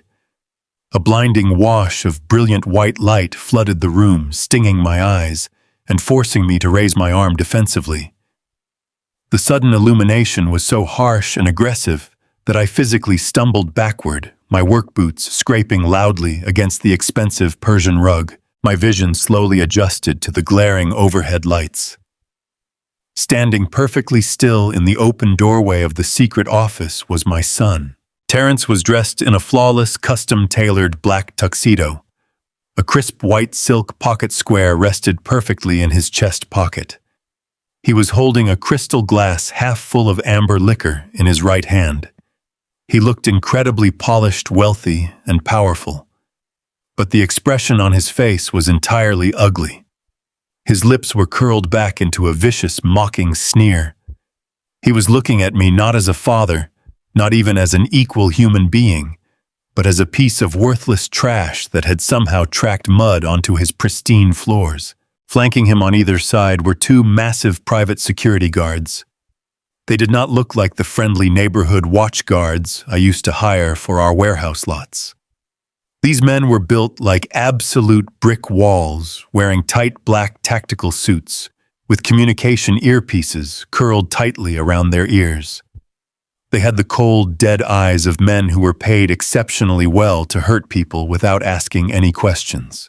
Terrence took a slow, casual sip from his crystal glass. He stepped into the room, his expensive leather shoes sinking softly into the thick rug. He laughed out loud. It was a cold, sharp sound that sent a shiver straight down my spine. He asked me what on earth I thought I was doing creeping around his basement, like a common street thief. He used a tone of voice so dripping with condescension and absolute disrespect that it made my stomach physically churn. He called me pathetic. He told me it was incredibly sad to watch a once great man reduced to sneaking through the shadows of his own son's estate wearing a cheap hardware store uniform. I did not say a word. I kept my shoulders slumped forward. I widened my eyes, letting my face perfectly mimic the look of a terrified, broken, and completely defeated old man. I allowed my hands to tremble visibly at my sides. I held a dummy manila folder in my left hand, a prop I had brought with me just in case I needed a decoy.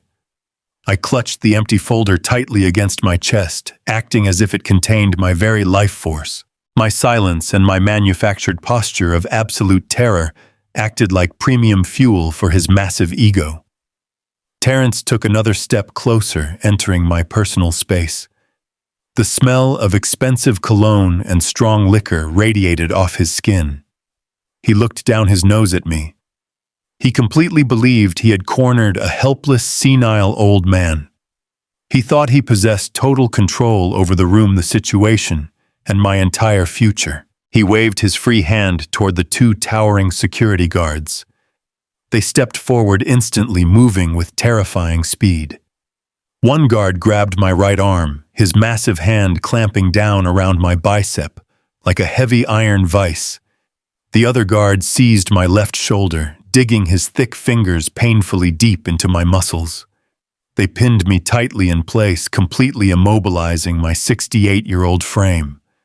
I let out a sharp gasp, acting as though the physical restraint had completely shattered my remaining resolve.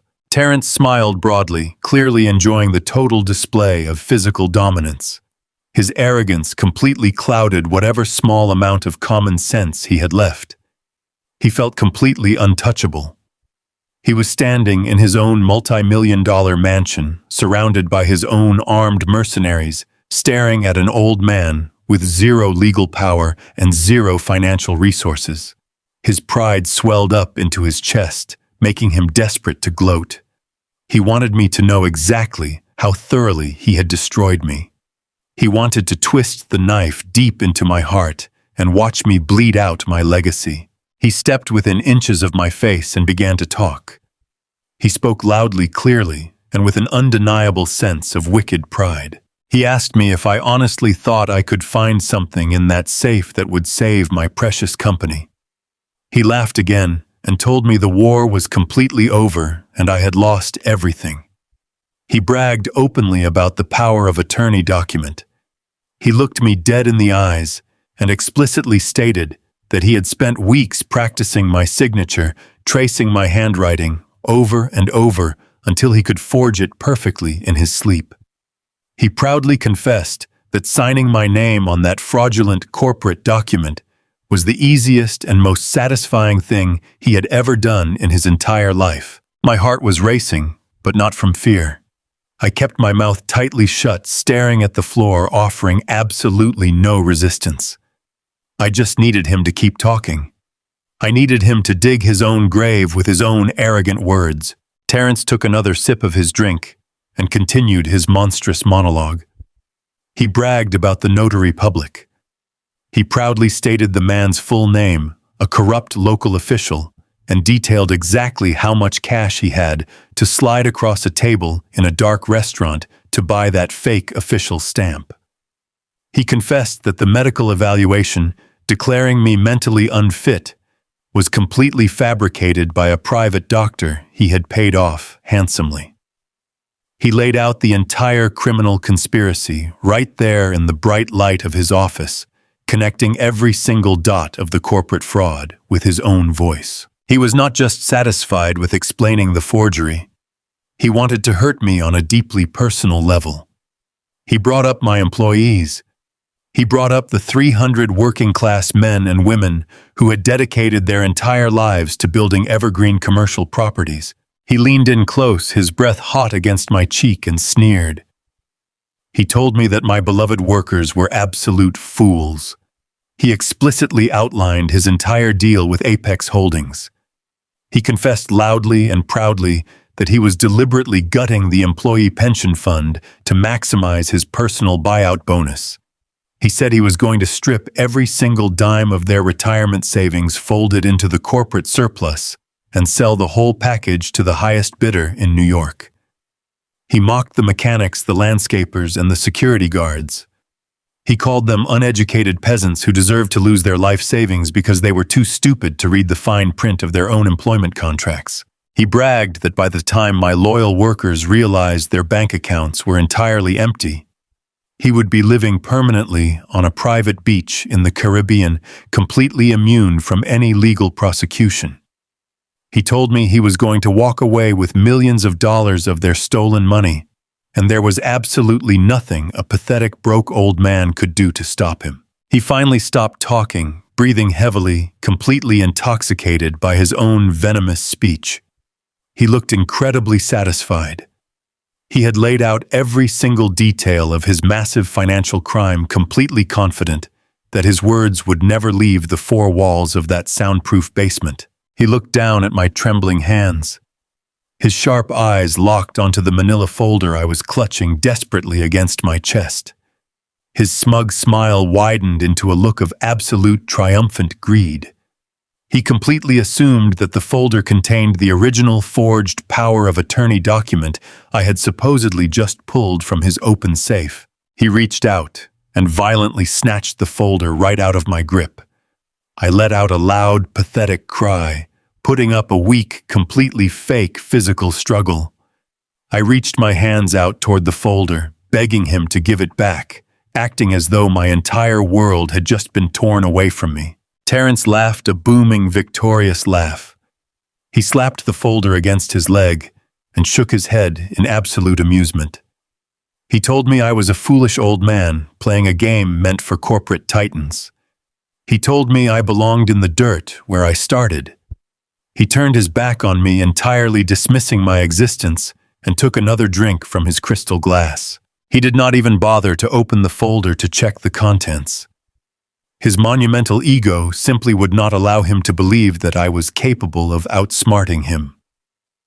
He tossed the folder casually onto his massive glass desk. He looked over his shoulder at the two towering guards who were still pinning my arms tightly behind my back. He ordered them to throw me out of the house. He explicitly instructed them not to use the front door because he did not want my filthy work boots ruining the aesthetic of his high society gala. He told them to march me out through the muddy service alley in the back, toss me onto the street like a stray dog, and make sure I never stepped foot anywhere near his property ever again. The two guards nodded silently in perfect unison. They jerked my arms upward, forcing me to walk forward. The pain in my shoulders was sharp and intense, but I did not fight them. I kept my head down, letting my feet drag across the floor, playing the role of the defeated father all the way to the very end. They marched me out of the hidden office through the dark and winding wine cellar and back into the narrow basement corridors. We completely bypassed the loud, chaotic catering kitchen, taking a secluded concrete hallway that led directly to a heavy metal service door at the rear of the sprawling estate. The thumping bass of the party music faded into a dull, distant rumble. One guard pushed the heavy metal door open with his boot. A blast of humid, sticky night air hit my face. The other guard shoved me violently in the center of my back. I stumbled forward, my boots slipping on the wet asphalt of the dark service alley. I fell hard onto my hands and knees, scraping my palms against the rough pavement. The guards stood in the doorway for a brief second, looking down at me with cold indifference. Then the heavy metal door slammed shut, echoing loudly in the quiet, dark alleyway. I heard the solid, definitive click of the deadbolt locking from the inside. I was alone. The street was completely empty, illuminated only by the faint, distant glow of a single street lamp. The sounds of my son's extravagant, arrogant victory party floated over the high stone walls of the estate, mocking me in the darkness. I stayed on my hands and knees for a few long seconds, listening to the crickets chirping in the wet grass. The humid night air was thick and heavy, pressing down on my shoulders. Slowly, I pushed myself up from the wet pavement. I stood up straight. I brushed the loose gravel and wet dirt off the knees of my dark utility pants. I wiped the grit from the palms of my scarred, calloused hands. I rolled my shoulders back, stretching the tight muscles that the guards had painfully wrenched. I stood alone in the dark, sweltering alley behind the multi-million-dollar mansion I had helped pay for. I looked up at the towering brick walls of my son's fortress. I did not cry. I did not feel a single ounce of fear, despair, or defeat. Instead, a slow, genuine, and incredibly deep smile spread across my face. It was the smile of a man who had just played the most dangerous game of his entire life and won a flawless, absolute victory. Terrence was a highly educated man. He possessed a master's degree in business and a ruthless corporate mind. But his monumental, blinding arrogance had completely shielded him from realizing two massive, catastrophic facts. First, the manila folder he had so violently snatched out of my trembling hands did not contain the original forged power of attorney document. It contained 20 pages of completely useless blank printing paper I had brought with me from my home office. I had deliberately pulled the decoy folder out of my jacket the moment the lights snapped on, presenting it as a shiny, irresistible target for his massive ego. The actual original document, the forged paper bearing the fake notary stamp that proved his entire corporate coup was a criminal fraud, was still safely rolled up and tucked securely into the back waistband of my trousers. He never bothered to search me because he completely believed he had caught me in the act before I could hide anything. Second, and far more importantly, my son failed to realize exactly who I had spent my afternoon with. He thought he had cut off my access to high-priced corporate lawyers, but he completely forgot about family loyalty. He forgot about Bradley. I reached up with my right hand and gently touched the top button of my dark utility jacket. It looked like a standard cheap plastic button sewn into the tough canvas fabric. But beneath the dark plastic shell was a microscopic, highly advanced FBI-approved audio transmitting device. Bradley was a retired corporate bulldog, but he still maintained powerful active connections within the federal legal system. When I told him we needed to bypass the strict Georgia wiretapping laws, Bradley knew exactly what to do. The law clearly states that recording a conversation is completely legal as long as one active participant in the conversation gives prior explicit consent. Because I was standing in that room actively participating in the conversation, and I had legally consented to wearing the wire, everything captured by that hidden microphone was 100% admissible in a federal court of law. I tapped the button twice, signaling to Bradley, who I knew was sitting in his own home office miles away, actively monitoring the live secure feed on his computer. Terrence thought he was gloating to a defeated, broken old man who had absolutely zero power to stop him. He had no idea that his arrogant, highly detailed, and entirely voluntary confession had just been perfectly recorded in crystal-clear, high-definition audio. He had just handed the federal authorities every single piece of evidence they needed to lock him in a state penitentiary for the next 20 years. I turned my back on the massive, glowing estate. The music from the party continued to thump in the distance, but it sounded completely different to me now. It sounded like the final, desperate gasp of a dying empire. I walked down the dark, wet alley toward where I had parked my old truck. My knees no longer ached. The crushing weight of the betrayal had completely lifted from my chest. I felt lighter, stronger, and more determined than I had felt in decades. My son wanted to play a ruthless corporate game and destroy the lives of 300 innocent working-class families.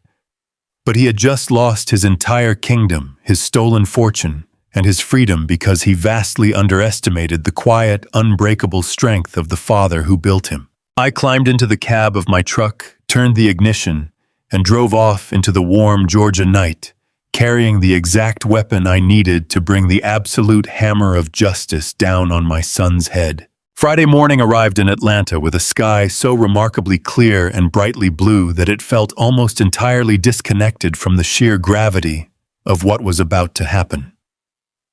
The suffocating summer humidity had broken overnight, replaced by a crisp, sharp morning breeze.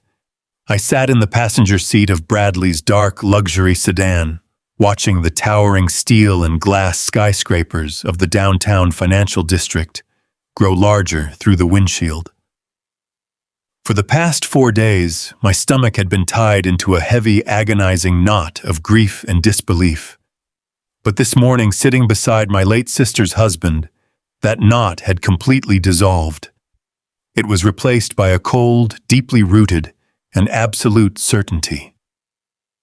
I was a man going to war to reclaim his house, and I was bringing the full, undeniable weight of the federal government with me. We pulled up to the front entrance of the Evergreen Commercial Properties building. Just a few days prior, I had stumbled out of these same heavy glass doors, feeling like a completely broken, defeated old man. I had been stripped of my dignity, my life's work, and my identity by the son I had sacrificed everything to raise. But as I stepped out of the vehicle today, my spine was perfectly straight. My shoulders were squared, pulling back the fabric of my tailored charcoal suit. I was no longer a victim wandering in the sweltering heat. I was the founder, the rightful chairman, and the absolute protector of the 300 working-class families who depended on this company to survive. Bradley stepped out of the driver's side door, smoothing down the lapels of his immaculate navy blue suit. His silver hair caught the morning sunlight, and his pale blue eyes held the sharp, predatory gleam of a veteran attorney who was fully prepared to dismantle an opponent piece by piece. Behind our sedan, 2 unmarked dark sport utility vehicles pulled up to the curb. 4 men and 1 woman stepped out onto the pavement. They were dressed in sharp, unassuming business attire, but they moved with a distinct, coordinated military precision. They wore dark windbreakers with the bright, unmistakable yellow letters of the Federal Bureau of Investigation printed boldly across the back. We walked through the main sliding doors and into the expansive marble lobby. Maria, the sweet receptionist, who had openly wept when the security guards escorted me out on Monday, was standing behind her polished counter. When she saw me stride through the doors flanked by a retired legal bulldog and a squad of federal agents, her eyes widened to the size of saucers. She dropped the stack of mail she was holding. The envelopes scattered across the gleaming floor. I looked directly at her, offered a warm, reassuring smile, and pressed a single finger to my lips. She nodded rapidly, pressing her hands over her mouth to stifle a gasp of pure shock and sudden, undeniable joy. She knew exactly what was happening. The true king had returned to the castle. We bypassed the security turnstiles entirely. The federal agents flashed their gold badges at the front desk guards, who immediately stepped back, their faces draining of all color. We stepped into the main executive elevator. The heavy stainless steel doors slid completely shut, sealing us in the quiet metallic box. The ascent began. The soft hum of the cables pulling us upward felt remarkably different today. On Monday, this exact same elevator had felt like a descending coffin, carrying me down into an abyss of public humiliation. Today, it felt like a chariot carrying divine righteous justice straight up to the top floor. The elevator chimed a soft, clear note. We reached the executive penthouse level. The doors parted smoothly, revealing the long, wide corridor I had personally designed over a decade ago. Floor-to-ceiling glass walls lined the entire hallway, intended to promote an atmosphere of transparency, light, and honest business.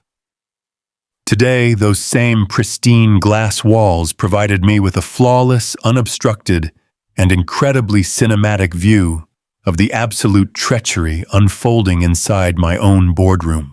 I signaled for Bradley and the federal agents to stop their advance just a few yards shy of the heavy boardroom doors. I needed to see this. I needed to stand in the quiet shadows of the hallway and bear witness to the exact moment my only child tried to sign away my legacy. Through the thick, soundproof glass, the scene playing out inside the executive boardroom looked like something pulled directly from a high-stakes corporate thriller. The room was bathed in the bright golden light of the morning sun, streaming through the panoramic corner windows. The massive custom-built mahogany table stretched across the center of the room. I had picked out that specific table 20 years ago to celebrate signing our very first municipal contract. Now it was serving as the auction block for my entire life. Terrence was sitting comfortably at the absolute head of the table, occupying my heavy leather chairman's seat. He was wearing a ridiculously expensive, custom-tailored light gray suit with a crisp lavender shirt. He looked polished, relaxed, and brimming with a toxic, overflowing arrogance. He was holding court, leaning back in the chair with his legs casually crossed, smiling a wide, charming smile that completely masked the dark, rotten core of his soul. Surrounding him on both sides of the mahogany table were the executives from Apex Holdings. There were 6 of them in total. They were slick, sharp-eyed corporate buyers who looked exactly like a pack of starving wolves dressed in bespoke pinstripe suits. They sat with impeccable posture, their expensive leather briefcases resting on the floor beside their polished Italian loafers. These were men who had never dug a ditch, never hauled a bag of concrete, and never lost a single night of sleep worrying about how to make a payroll for a crew of tired landscapers. They were numbers men. They dealt in profit margins, hostile takeovers, and liquidating working-class jobs to buy luxury yachts. The sheer, palpable disconnect between their manicured hands and the blood, sweat, and grind it took to build evergreen commercial properties made my jaw clench with a furious, righteous heat. Scattered across the center of the polished wood table were thick, heavily bound stacks of legal contracts. Those were not just pieces of paper.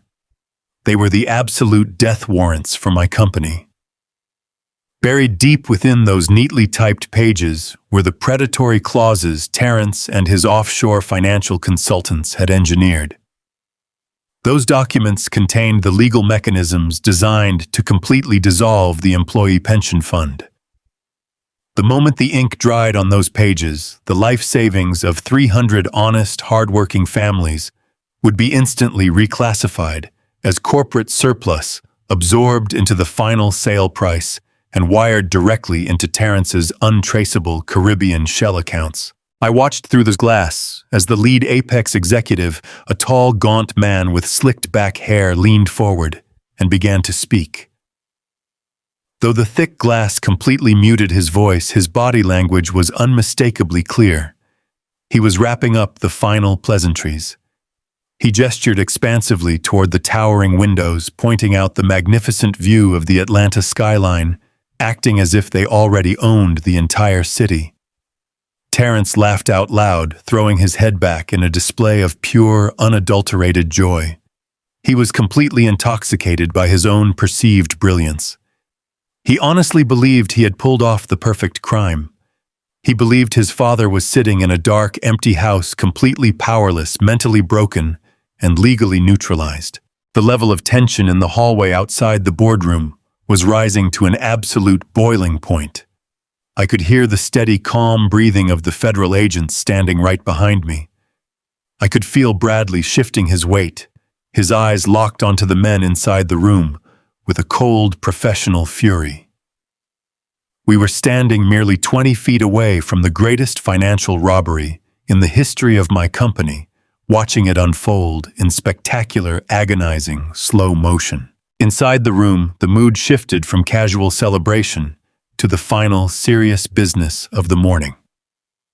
A junior associate from the Apex legal team opened a sleek black leather portfolio and produced the final signature pages. He slid them carefully down the length of the mahogany table, positioning them perfectly squarely in front of Terrence. Another executive, a heavy-set man wearing a bright red silk tie, reached down beside his chair and lifted a silver ice bucket onto the table.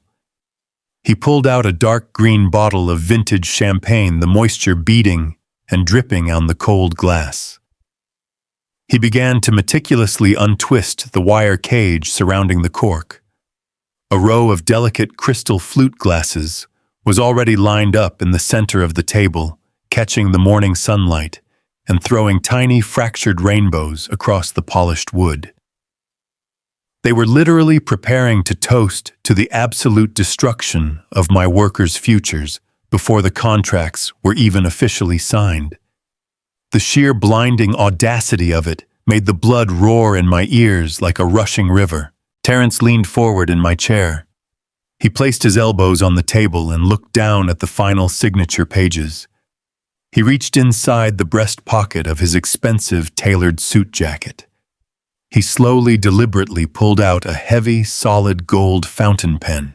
When I saw that specific pen, a sharp, incredibly painful jolt struck the very center of my chest. It was not just any expensive writing instrument.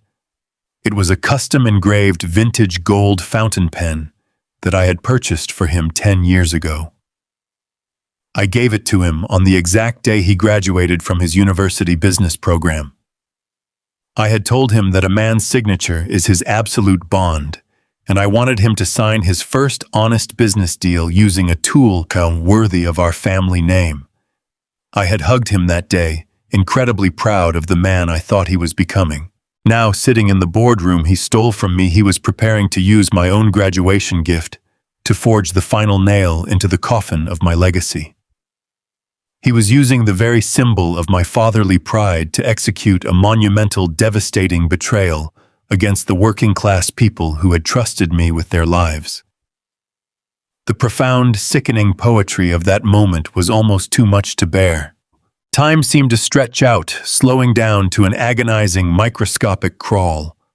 Every single movement inside the glass room felt heavy and deliberate, like watching a slow-motion car crash that you are entirely powerless to stop. I watched Terrence slowly unscrew the golden cap of the fountain pen. He placed the cap gently on the wooden table, lining it up perfectly parallel with the edge of the legal documents. He used his left hand to smooth down the thick, crisp parchment paper, ensuring there were no wrinkles to disrupt his handwriting. He adjusted his silk cuffs, pulling them back slightly so they would not drag across the desk. He was savoring every single fraction of this moment. He wanted to feel the absolute power of signing away an empire that did not belong to him. The Apex executives leaned in closer, their eyes fixed hungrily on the gold pen.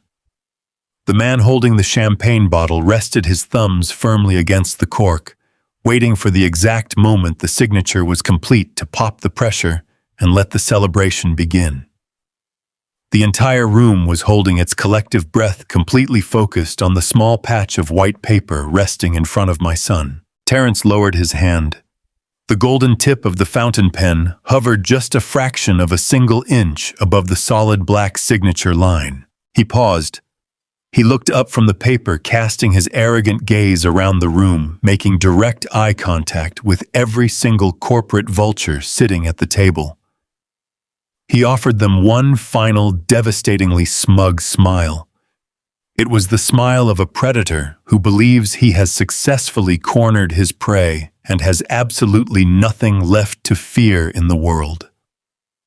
He believed the millions of dollars were already his. He believed the beachfront mansion in the Caribbean was waiting for him. He believed the 300 families working in my warehouses and driving my trucks were already legally bankrupt and entirely defenseless. He turned his eyes back down to the contract. His fingers tightened around the barrel of the gold pen. He lowered his wrist, preparing to let the black ink bleed into the parchment and finalize the catastrophic sale of evergreen commercial properties. The tension in the air was so incredibly thick, it felt like you could cut it with a knife. The silence in the hallway outside was absolute and total. I stood just inches away from the heavy boardroom doors, my large scarred right hand slowly raised up and closed firmly around the cold metal handle. I took one final deep breath, pulling the crisp morning air into my lungs, locking my eyes entirely onto the sun, who thought he had buried me alive. The pen hovered a millimeter above the page, ready to strike the final blow. I placed my large, calloused right hand flat against the heavy glass of the boardroom door. For a fraction of a second, I felt the cool surface against my palm. I closed my eyes and drew in one final deep breath of the quiet hallway air. Then, with every ounce of strength I had built over 40 years of hard labor, I shoved the doors forward. They burst open with a massive, thunderous crack that echoed off the high ceiling like a gunshot. The heavy glass panels slammed violently against the wall, stoppers shattering the hushed, arrogant atmosphere of the executive suite into a million pieces. Every single head in the room snapped toward the entrance in pure shock. I stepped over the threshold, planting my boots firmly on the expensive carpet. I did not walk in like a broken, defeated old man. I walked in like the absolute owner of the ground beneath my feet. I squared my shoulders and held my head high. Terrence was sitting at the head of the long mahogany table, frozen in place. The custom gold fountain pen I had given him for his college graduation was hovering just an inch above the final signature page of the buyout contract. The sudden violent noise of the doors flying open had startled him so badly that a single drop of black ink fell from the gold nib. It hit the crisp white parchment paper, bleeding outward into a dark, ugly stain. It was the only mark he would ever leave on that document. For a moment, absolute silence commanded the room. The men from Apex Holdings, sitting in their tailored pinstripe suits with their crystal glasses of champagne, stared at me with wide, unblinking eyes. They had no idea who I was or what was happening. They only knew that the secure, incredibly lucrative deal they were about to close had just been violently interrupted. Terrence was the first to find his voice. His face contorted from shock into a mask of pure, unadulterated fury. He slammed the gold pen down onto the table and stood up. He pointed a shaking finger directly at my chest. He demanded to know how I had gotten past the front desk. His voice was loud, shrill, and completely lacking the smooth corporate control he had been displaying just moments prior. He started screaming toward the hallway, demanding that security come up to the penthouse immediately to remove me from the premises. He called me a crazy, sick old man who had wandered out of his house and lost his mind. I did not say a single word in response to his screaming. I did not need to. I simply stepped to the side, allowing the sheer, undeniable weight of the federal government to enter the room. Bradley walked through the doorway first. My late sister's husband moved with the slow, deliberate, and terrifying grace of a legal predator who had successfully cornered his prey. He carried a slim leather portfolio under his arm. His face was a mask of cold, professional disgust. Right behind Bradley came the 4 federal agents. They stepped into the bright morning sunlight pouring through the floor-to-ceiling windows. The bright yellow letters spelling out the name of the Federal Bureau of Investigation, printed across the backs of their dark windbreakers, seemed to glow in the room. They fanned out instantly, moving with quiet, coordinated military precision. 2 agents moved to secure the main doorway, blocking any chance of exit. The other 2 agents stepped smoothly to the sides of the room, standing with their hands resting casually near their belts. They completely locked down the environment without raising their voices a single decibel. The moment the Apex Holdings executives saw the federal windbreakers, the entire dynamic of the boardroom shifted.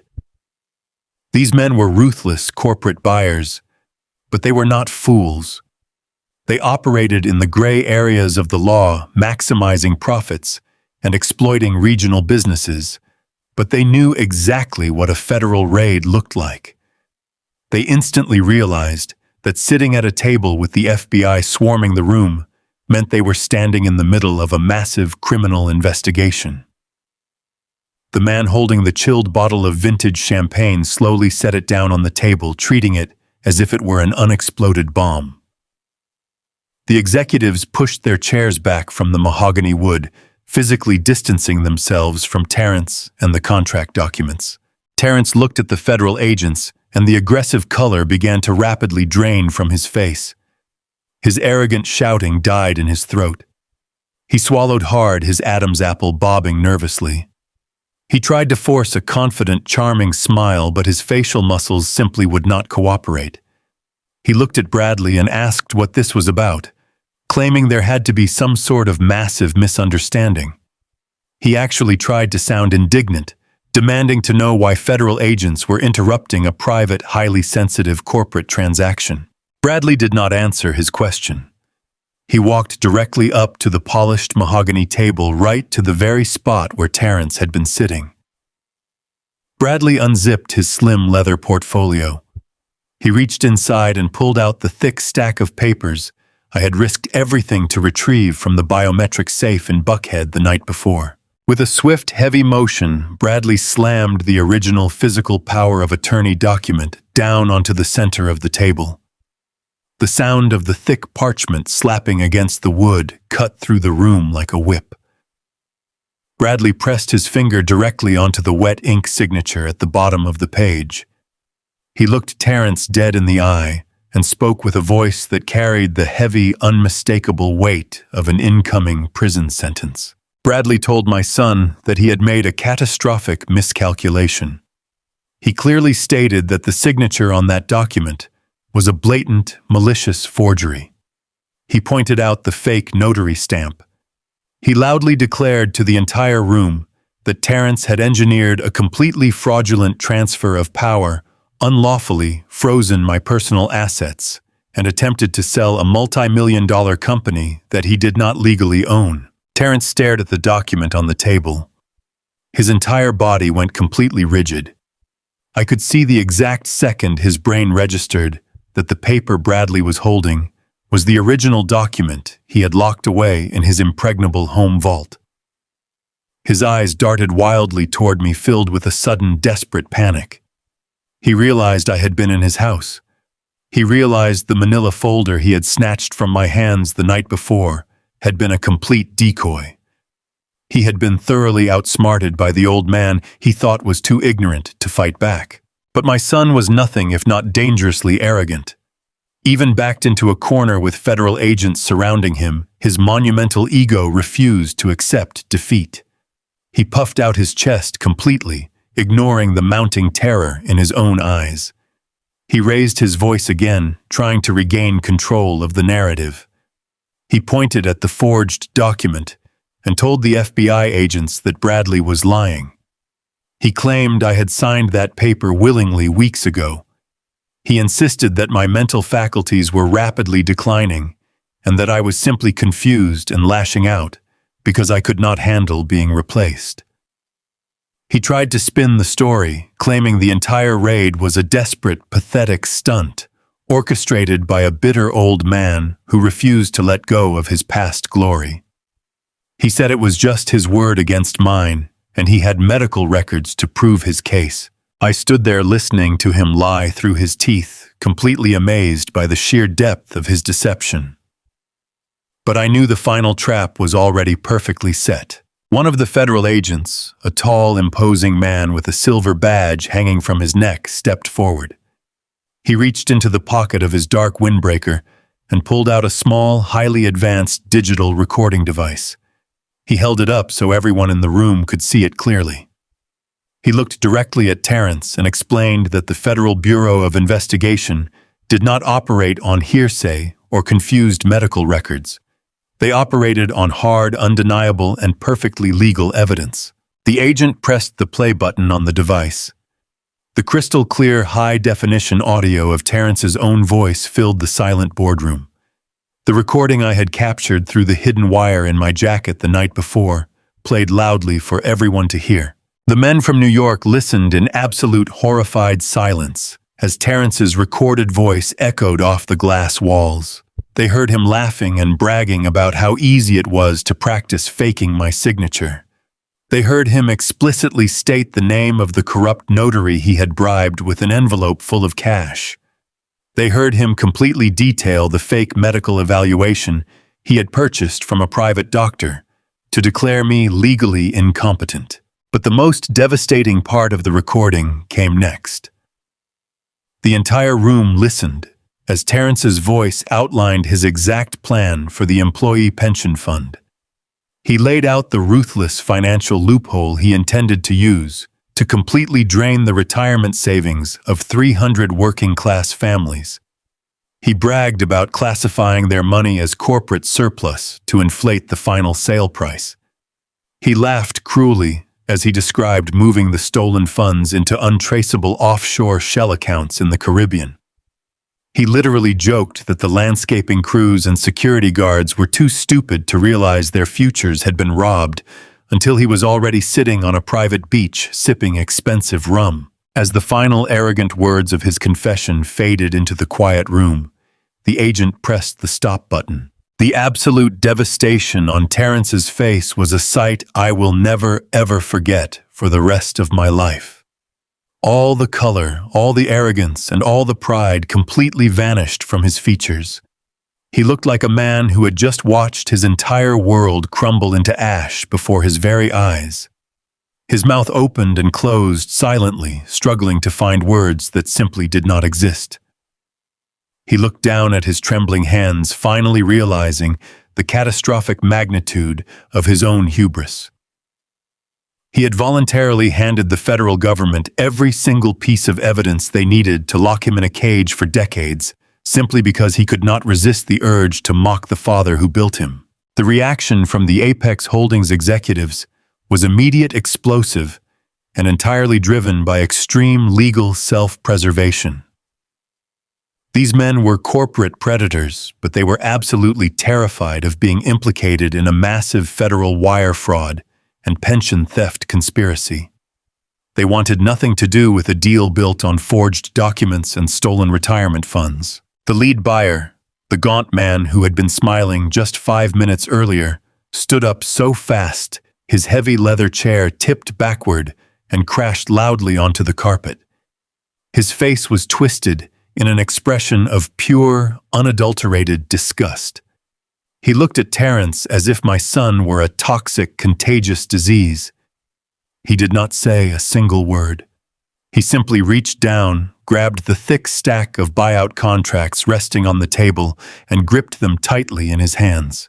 With a sudden, violent motion, the executive ripped the multi-million-dollar contracts straight down the middle. The loud, harsh sound of the thick parchment paper tearing filled the room. He tossed the ruined, shredded pieces of the deal directly onto the table, letting them scatter over the forged power of attorney document. The other executives immediately followed his lead. They scrambled to grab their expensive briefcases, snapping the brass locks shut with frantic, urgent speed. They wanted to evacuate the building before the federal agents decided to ask them any uncomfortable questions about their involvement in the fraudulent valuation. They moved toward the door in a chaotic rush, actively avoiding making eye contact with Terrence or anyone else. Terrence reached his hands out toward the fleeing buyers. His voice cracked with genuine, pathetic desperation. He begged them to wait, pleading with them that he could fix the situation, claiming they could still make the deal work. It was the absolute lowest, most shameful display of cowardice I had ever seen. The executives completely ignored him. They pushed past the federal agents and disappeared down the long glass hallway, taking his dreams of a tropical mansion and a stolen fortune right along with them. The boardroom was suddenly very empty, leaving only my son, my lawyer, the federal agents, and myself. The lead FBI agent stepped forward, closing the distance between himself and Terrence. He pulled a pair of heavy, solid steel handcuffs from his tactical belt. The metallic clinking sound cut sharply through the heavy silence of the room. The agent grabbed Terrence by his custom-tailored shoulder, firmly turning him around to face the massive windows overlooking the Atlanta skyline. The agent spoke in a calm, authoritative voice, reading my son his federal Miranda rights. He listed the charges one by one, letting the heavy legal words land like physical blows in the quiet room. Conspiracy to commit wire fraud, forgery of official corporate documents, attempted theft of federal pension funds. Terrence did not fight back. He did not yell. He did not try to explain himself anymore. The absolute reality of his ruined life had completely crushed his spirit. He hung his head low, his chin resting against his chest. He slowly raised his arms and placed his hands behind his back. The agent snapped the heavy steel cuffs tightly around his wrists. The sharp, definitive click of the locking mechanism echoed through the boardroom, officially ending the reign of the monster who had tried to steal my kingdom. As the agents took him by the arms to lead him out of the room, Terrence stopped. He turned his head slowly and looked at me one final time. His eyes were wide, filled with a deep, profound terror and an agonizing realization of what he had thrown away. He was looking at the father who had loved him, provided for him, and tried to teach him the value of an honest day of work. He opened his mouth perhaps to apologize, perhaps to beg for the mercy he had so brutally denied me. I did not let him speak. I simply looked back at him with a steady, unyielding gaze. I let the silence hang between us, ensuring he felt the total crushing weight of my profound disappointment. I had fought a brutal war to protect my people from his greed, and I had absolutely nothing left to say to the man who chose money over his own flesh and blood. The agents pulled him forward, marching him out of the boardroom, down the glass hallway, and straight toward the elevators. He was going to take the long ride down to the lobby in handcuffs, completely exposed to the hundreds of employees he had plotted to leave penniless and broken. I stood in the center of my boardroom, listening to the heavy doors close behind them. I looked down at the shredded pieces of the buyout contract resting on the mahogany table. I looked at the forged document that had caused so much pain, now completely powerless and useless. A deep, incredibly warm feeling began to spread through my chest. It was not just relief. It was the sheer, intoxicating, and absolute satisfaction of true justice. I had walked into the darkest storm of my entire life, facing the complete destruction of everything I held dear. I had battled the very son I raised to protect the working-class families who depended on my word. I reached down and picked up the custom gold fountain pen resting near the spilled ink. I placed it carefully into my pocket. The company was safe. The pensions were secure. My legacy remained entirely intact. I walked slowly out of the boardroom, stepping back into the bright sunlight of the hallway, ready to return to the honest work of leading my people. The federal justice system is a terrifying machine. When it finally locks onto a target, it moves with a cold, inexorable certainty that absolutely nothing can stop. Over the next several weeks, I watched that massive machine completely dismantle the arrogant life my son had built for himself. The grand jury indictment came down with staggering speed. Terrence was formally charged with multiple federal offenses: conspiracy to commit wire fraud, the forgery of legal corporate documents, attempted embezzlement of a federally protected employee pension fund. The prosecutors did not offer him a single shred of leniency. The crystal-clear audio recording captured by the hidden wire in my jacket was the ultimate nail in his coffin. He was looking at a mandatory minimum of 20 years in a federal penitentiary. The fallout from the botched buyout was swift and entirely merciless. Apex Holdings, the ruthless corporate buyers from New York, who had sat in my boardroom sipping champagne, immediately backed out of the deal. The moment they smelled a federal investigation, They severed all ties with Terence and handed over every single piece of correspondence to the authorities, just to save their own lucrative skins. All of Terence's high society friends, the wealthy socialites and politicians who had attended his extravagant pre-sale gala, vanished into thin air. His calls went entirely unanswered. His bank accounts were frozen by the authorities. Watching your own flesh and blood trade bespoke silk suits for a standard-issue jail uniform is a tragedy I would not wish on my worst enemy. It broke a deep, tender piece of my fatherly heart. But I also knew with absolute clarity that it was the only way to stop a monster. While Terence sat in a holding cell waiting for his arraignment, I went to work reclaiming my entire life. Bradley proved exactly why he was considered a legend in the legal community. Within 72 hours of the FBI raid, he stood before a federal judge and had the fraudulent power of attorney completely and permanently voided. The forged medical diagnosis, claiming I suffered from dementia, was struck from the legal record. By Monday morning, the heavy chains locking me out of my own finances were completely shattered. My personal checking accounts, my deep savings, and my corporate credit lines were entirely restored. Walking back into the executive suite of Evergreen Commercial Properties felt like breathing pure, unpolluted oxygen after spending days trapped underwater. I walked into my spacious office, sat down in my heavy leather chair, and simply placed my large hands flat on the smooth surface of my desk. The nightmare was over. The company I had built with decades of grueling manual labor and endless sacrifice was safe. I immediately brought in our most trusted senior accountants and legal advisors. We spent the entire week fortifying the employee pension fund, restructuring the trust with ironclad legal boundaries so that absolutely no single executive, not even myself, could ever attempt to liquidate those sacred retirement savings. On Friday morning, exactly 1 week after the catastrophic showdown in the boardroom, I called for a mandatory company-wide assembly.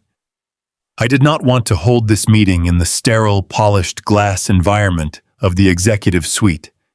I wanted to meet my people exactly where the true blood, sweat, and heartbeat of this business lived. I instructed everyone to gather in the massive central equipment warehouse located on the ground floor. Over 300 men and women filed into the cavernous space.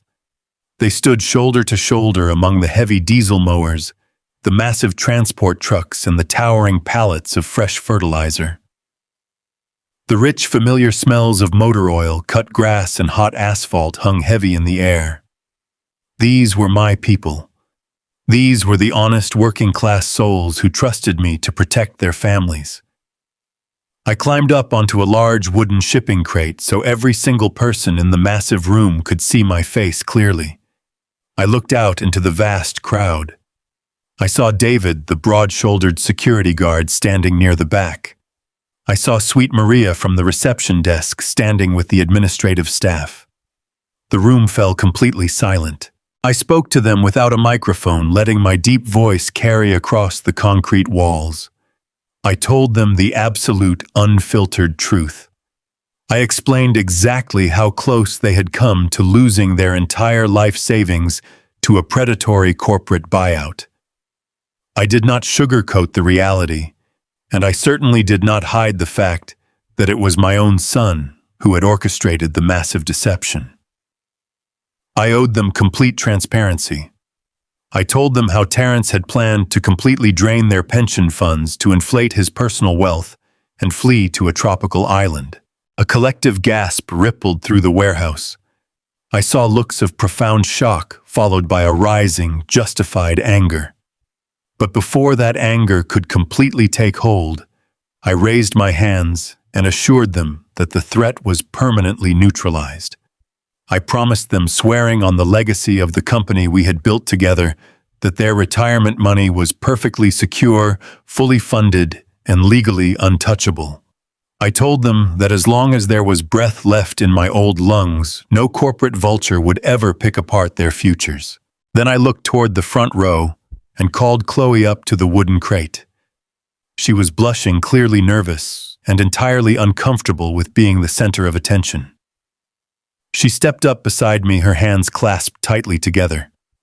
I placed my arm around her shoulder and looked out at the massive crowd of workers. I told every single mechanic, landscaper, and payroll clerk in that room that this quiet, unassuming young woman was the sole reason their families were safe. I explained how Chloe had risked her career, her personal safety, and her freedom to sneak me the audio recordings and the digital safe codes we needed to stop the sale. I announced right then and there that Chloe was no longer a secretary. With the full backing of the newly reinstated board of directors, I promoted her to the position of executive director of operations.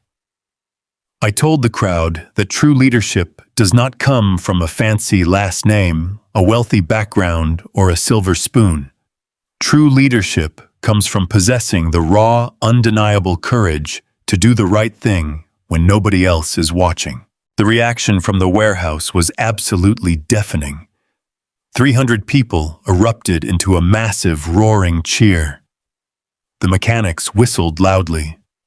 The landscaping crews clapped their calloused hands.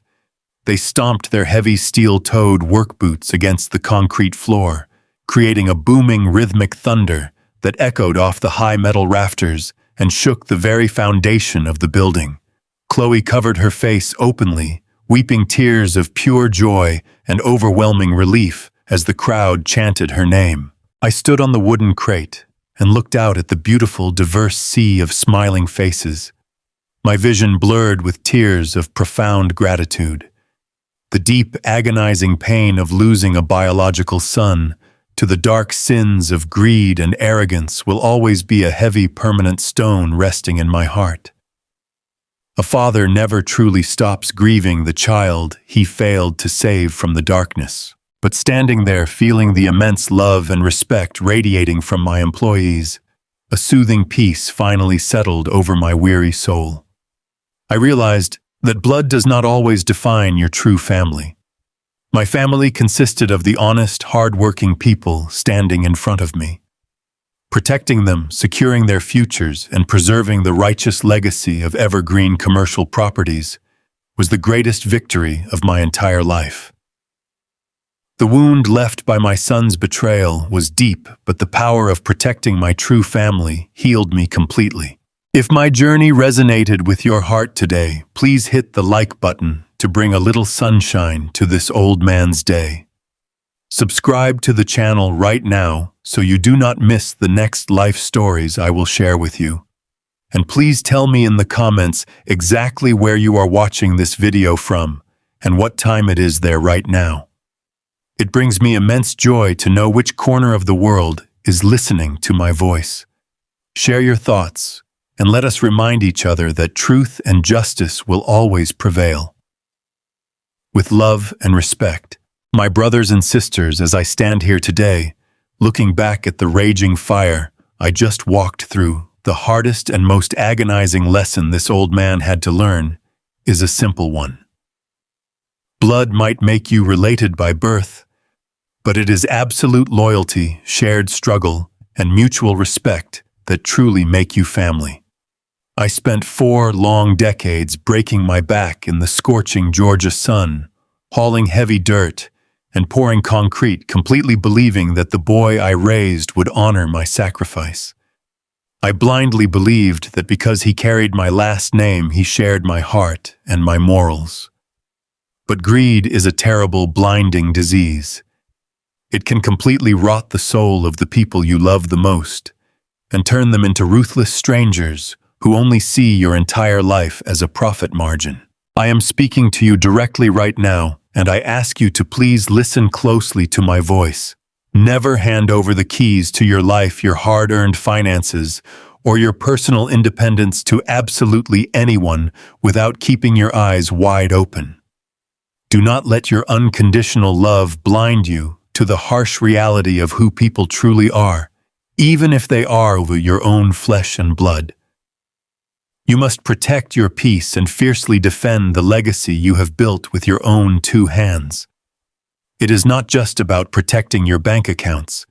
It is about protecting your dignity and the promises you make to the people who depend on your strength. Sometimes the people we carry on our shoulders are the very ones waiting for the perfect chance to push us into the dirt. Discovering the dark truth about my own son tore my soul into pieces. The truth is incredibly painful. It hurts worse than any physical wound I have ever endured in my 68 years on this earth. But I promise you, that same truth will eventually set you completely free. It cuts away the toxic darkness and allows you to walk proudly in the light with the people who genuinely have your back. If this father's relentless fight for justice made your heart race today, and if seeing the righteous prevail brought a genuine smile to your face, please hit that like button to bring a little sunshine to my day. I would be deeply honored if you would subscribe to the channel right now to support me and ensure you never miss the stories I have to share. I truly want to hear from every single one of you. Please drop down into the comments and tell me exactly what city or state you are watching this video from today, and let me know what time it is right there in your corner of the world. It brings so much warmth and pure joy to this old man's heart to know exactly where my voice is traveling and who is keeping me company today. You are my community, and your support means absolutely everything to me. Keep your head held high, protect the ones who truly love you, stay strong, stay vigilant, and I will see you all in the very next life story. With love and deep respect.